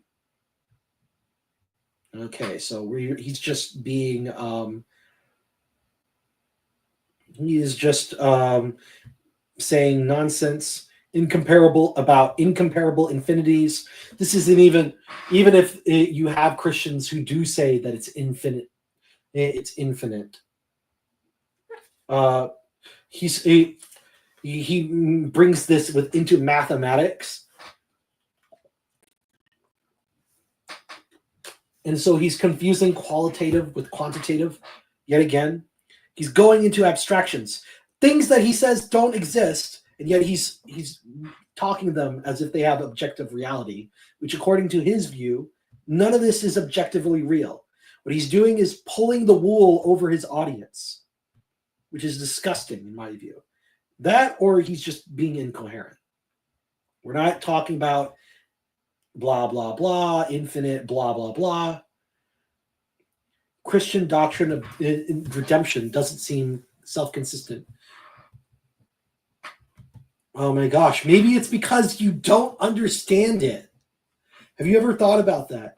To find redemption is to enter a more exalted state than one was before. Yet, yes, redemption comes from God's mercy, offered freely to all, contingent only on a soul's decision to accept it. Clearly a value judgment being made here. Oh my gosh. I'm getting so tired. It's like, I already debunked earlier the view that Christians believe in this absolute equality in the sense that all souls are equal. We don't believe that. We don't believe that all soul. He's misunderstanding what spiritual equality even means. What equality means in the Christian sense is that we are equal by nature on the level of the substance of who we are. And from that comes things like the understanding that hierarchies that we exist are not the hierarchies that exist exist to serve a function that benefits us. It's not something that is. The fact that, for example, husbands are above their wives. That is a functional hierarchy. It's natural. It's natural in the sense that it flows from intrinsic traits about us, but it's ultimately functional. It's not as though the wife was created to be like a servant or a slave. It's the fact that it's good for her to serve the husband. It is good for the husband to provide for his wife. The hierarchy benefits both of them. It's not as though the wife sacrifices. The wife should offer her good up to her husband, as if like he has a higher soul than her. it exists. That hierarchy exists functionally. Same with every other hierarchy we can imagine. It exists because it works. And it works because we have a set nature. All right. So he's talking about how we can always improve. Still have something of paradox here. Because for this upward development to be possible of all, the soul must be value the higher state over the lower, if not pursue it, and that future exalted state will never be reached. Yeah, it's caught it in a way. It's infinite. God is infinite, and we can all. But in the afterlife, once and then after the second coming, we can always unfold a better. We can always have better knowledge of God, a more infinite love of Him, because these are not finite things. And so he equates this to leftism. He says, if moral equality is taken to its logical conclusion, then improvement is impossible. You are perfect just the way you are. Even attempt improvement is to implicitly repudiate moral equality, because it affirms that there is some future state of body, mind, or soul that is preferable to the current state. But I could just say here, your entire worldview makes value judgments subjective. Because now you're saying that it's all a matter of you imposing your morality onto others. There's nothing objective about that. It's ridiculous. And then he says the principle of moral equality is not it. This is inconsistent. Well, how is this inconsistent? You have not shown this, because you seem to just believe that because everybody has intrinsic dignity, this logically leads to viewing improvement as being opposed to intrinsic dignity. But that doesn't follow, right? Rather, it's because we each have dignity that we owe ourselves to try and improve. It's because you have not logically shown that this is an incoherence in the Christian worldview. You're just absurding it once again, because you just don't know anything. Because you're not engaging with any kind of Christian argument, right? So now we have inequality. He just has this idea, inequality before the law. And he talks about there is an analogy here to equality under natural law, those principles of physics which apply to every entity within the physical realm, enforced with blind impartiality by the universal magistrate of cause and effect. Okay, well, he's talking about the laws of physics here. The law is meant to be an objective standard. All applies to all without preference. It does not apply equally to all entities. There are hierarchies of natural law. Physics applies to everything, but the laws of biology apply only to living organisms. Living organisms are still subject to physics, but inanimate matter is only subject to physics and nothing else. Everything is bound by law. As entities become more complex, they are bound by more laws, law building upon law, in an ascending spiral of legal complexity.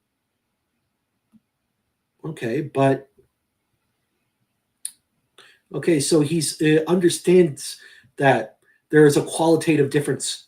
He understands here that there is a qualitative difference. There's a difference between inanimate matter and living creatures, but he doesn't understand that there is a difference between animals, dumb animals, and humans. Absurd. And by the way, keep in mind, this is all based on a theory that posits that there's no intrinsic individuals are all particulars.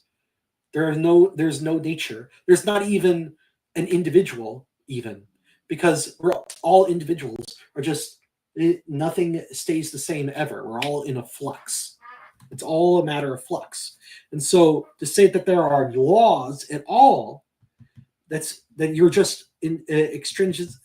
So he's forced to say that these laws of nature are imposed onto reality by the universal magistrate of cause and effect. What that is, he doesn't say. He's not going to say, because his world, he hasn't thought this through to any extent. He's not engaging with any ideas outside of his own. All right, so he's talking about laws of biology versus laws of chemistry and physics, right? And to a certain extent, if it seeks the law by which a lion must live, if it seeks to live well, is not the same as the law of gazelle, which in turn differs from the law of a termite. All right, so here's the thing, right? Now he's getting into he's starting to go towards an understanding of flourishing in the natural sense, right? So this is talking about natural flourishing, but again, to him, this is nothing about this is objective. This is all imposed externally by some weird force of blind impartiality that we don't know what this is. Apparently, he knows what it is. He can divine what this divine impartial magistrate is, but we as Christians are just wrong about this. And we're bound by cultural laws, fabric of social mores and customs. All higher animals, and he thinks that higher animals all exhibit this. No evidence to suggest that animals have cultures. None. He's just asserting these things. I mean, I'm starting to get genuinely annoyed. Maybe it's because I've been talking about this for a while. But he's just kind of talking about cultural law. And he says here, the laws of culture override neither biological or physical law. Humans are more tightly bound by law than any other being on the earth. Yet because of this, humans have capabilities that lower life forms do not. Okay, but why are you, and yet you deny that humans have not all humans have rationality.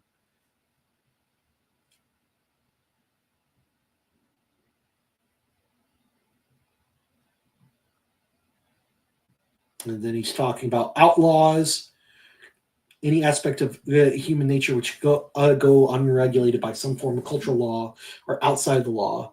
They then necessarily express themselves in their unrestrained natural state.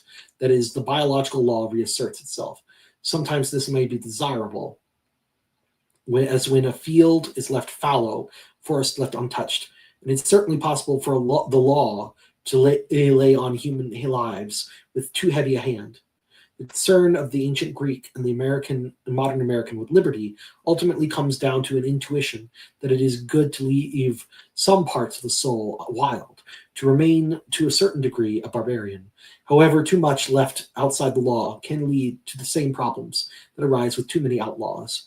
Whatever aspects of human biology the law fails to account for will express itself according to their biological nature. In the law's absence, the ape inside man will simply reassert itself. So, and then he talks about cultural law that flouts biological law. See, this is complete.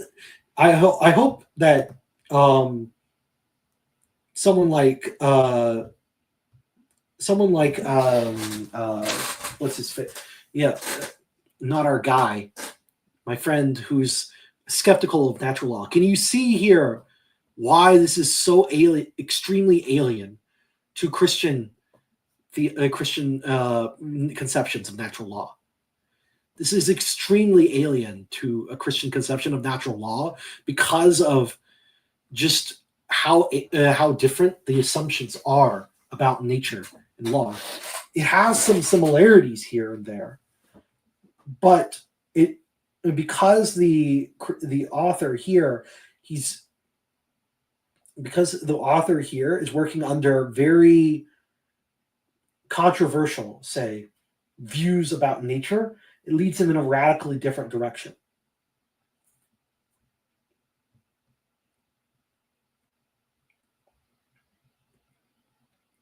And so he's talking about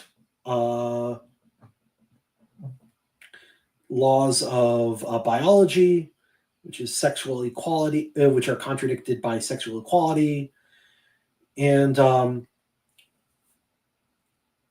laws governing the slave were not the same as law governing the freeman, which were not the same as laws governing the patrician.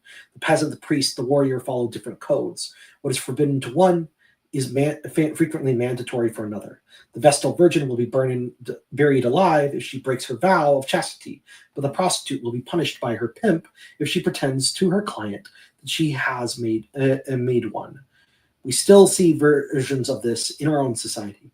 For instance, with military justice codes, which do not apply to civilians, ecclesiastical courts, which only apply to priests, academic disciplinary courts, which only apply to professors.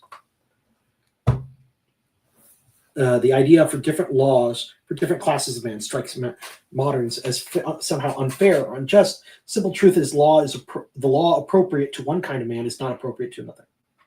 Okay, but here's the question, right? Are there laws that are appropriate to all men?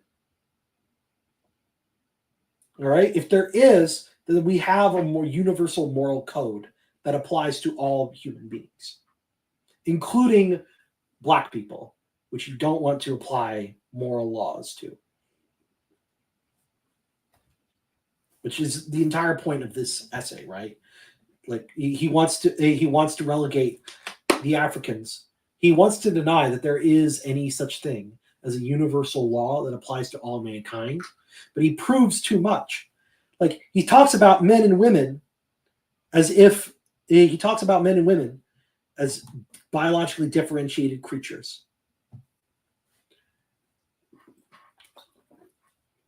But as a matter of fact, his worldview doesn't allow him to see categories.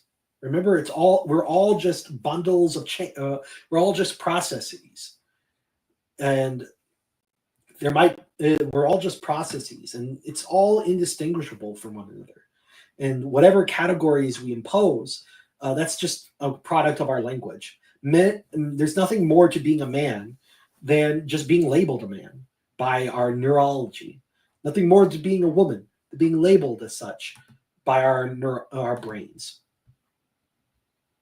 Nothing, and it's just it's such a huge problem here.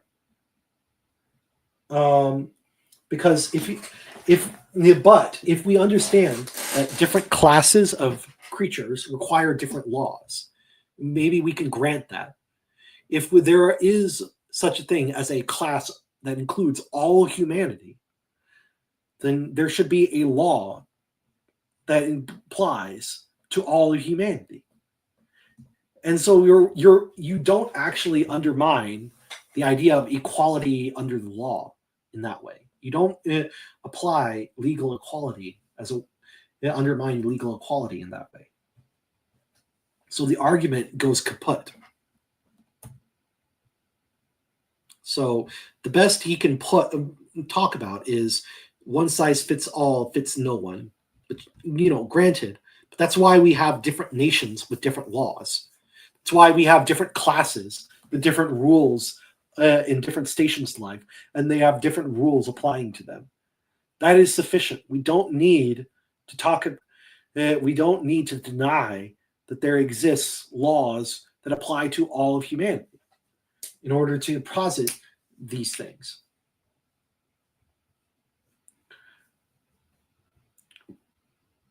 All right, so talks about infinite does not imply equal. Infinite things can be, and in practice invariably are, every bit as unequal as finite things. Use of equality is motivated by the resentful due to being disadvantaged by nature. Okay, again, he starts this, doesn't have any proof of this. He's just rehashing Nietzsche, or rehashing Nietzsche without considering any argument. He said he doesn't consider that there might be other reasons why you would morally support the idea of equality. It says here, so what then? Do we abandon 2,000 years of Christian civilization, return to the might makes right of the Roman era, where humans treated as property, slave girls as rape toys, and highways lined with the crucified? Oh, that's an interesting question, buddy. Let's see. And we're right back in the world of distinction, difference, and hierarchy. To say the real world, the world we have always actually inhabited.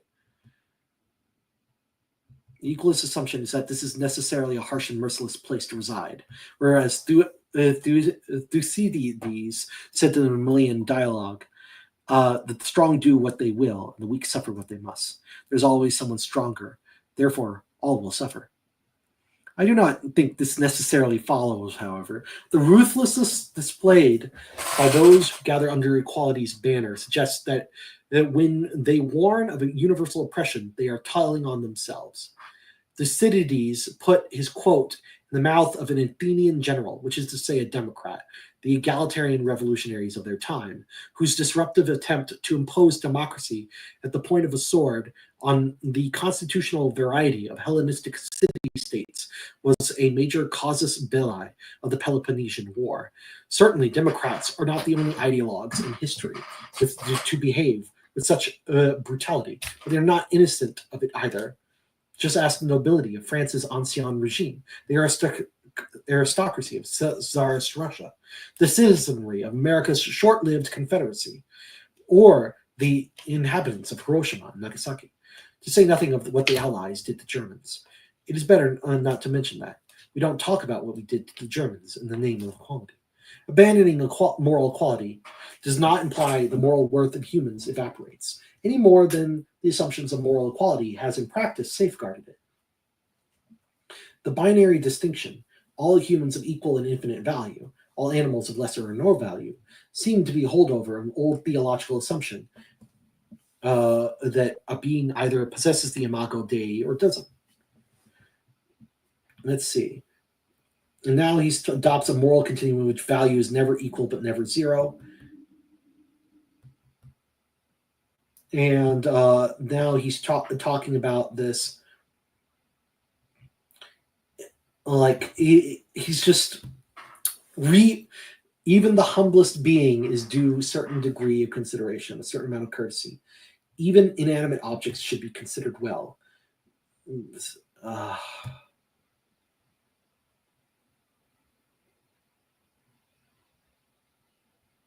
And now he's just being incoherent. I'm starting to get a headache just thinking about it. It's like he's reinventing the idea of equality right here when he says everything, even the humblest being, is due a certain degree of consideration, a certain amount of courtesy. How is even inanimate objects should be treated well? How is this? Where does this come from? Where does this come from? How did he come up with this? Did I miss the argument somewhere? No, is he just using like the panpsychist thing, where he's saying that everything is rational to some degree, therefore everything has moral worth to some degree? That's all that's saying is that there's not this idea here. He's saying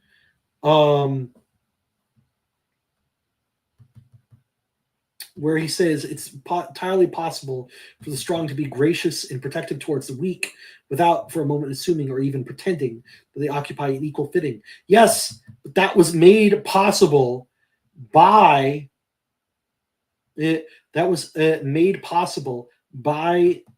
idea of moral dignity, moral worth. It says hierarchy does not need to be exploitative, but for the most part, they don't. Parents are stronger than children, but they do not, for the most part, oppress them. But that's because the hierarchy between parents and children is functional. It's not a matter of use. Children are not tools to be used by their parents. However, an object and objects are tools to be used by people. The reason why we treat them well is because they're useful. This is a difference, right? And what he's trying to do is say that everything has intrinsic worth beyond use value. But that's now what I'm wondering is how you can make that argument.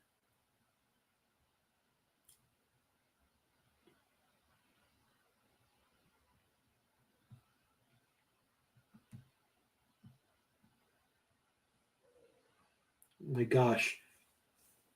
And now he's talking about the educational system. My goodness, sir, you are there are people within the radical right camp who believe that we should be enslaving people of other races on a massive scale, and that the mentally ill need to be exterminated for the good of humanity. Okay?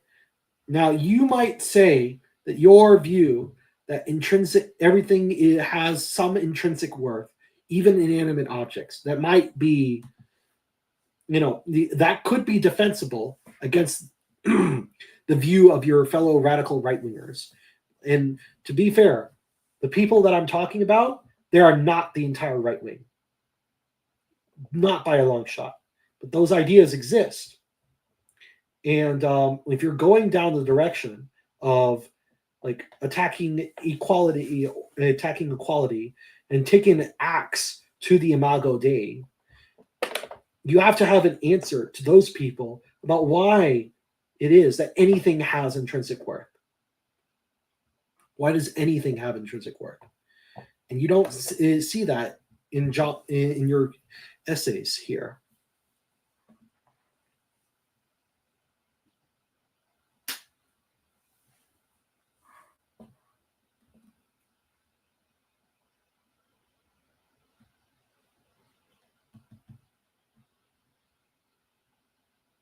Mm-hmm. Okay, so we have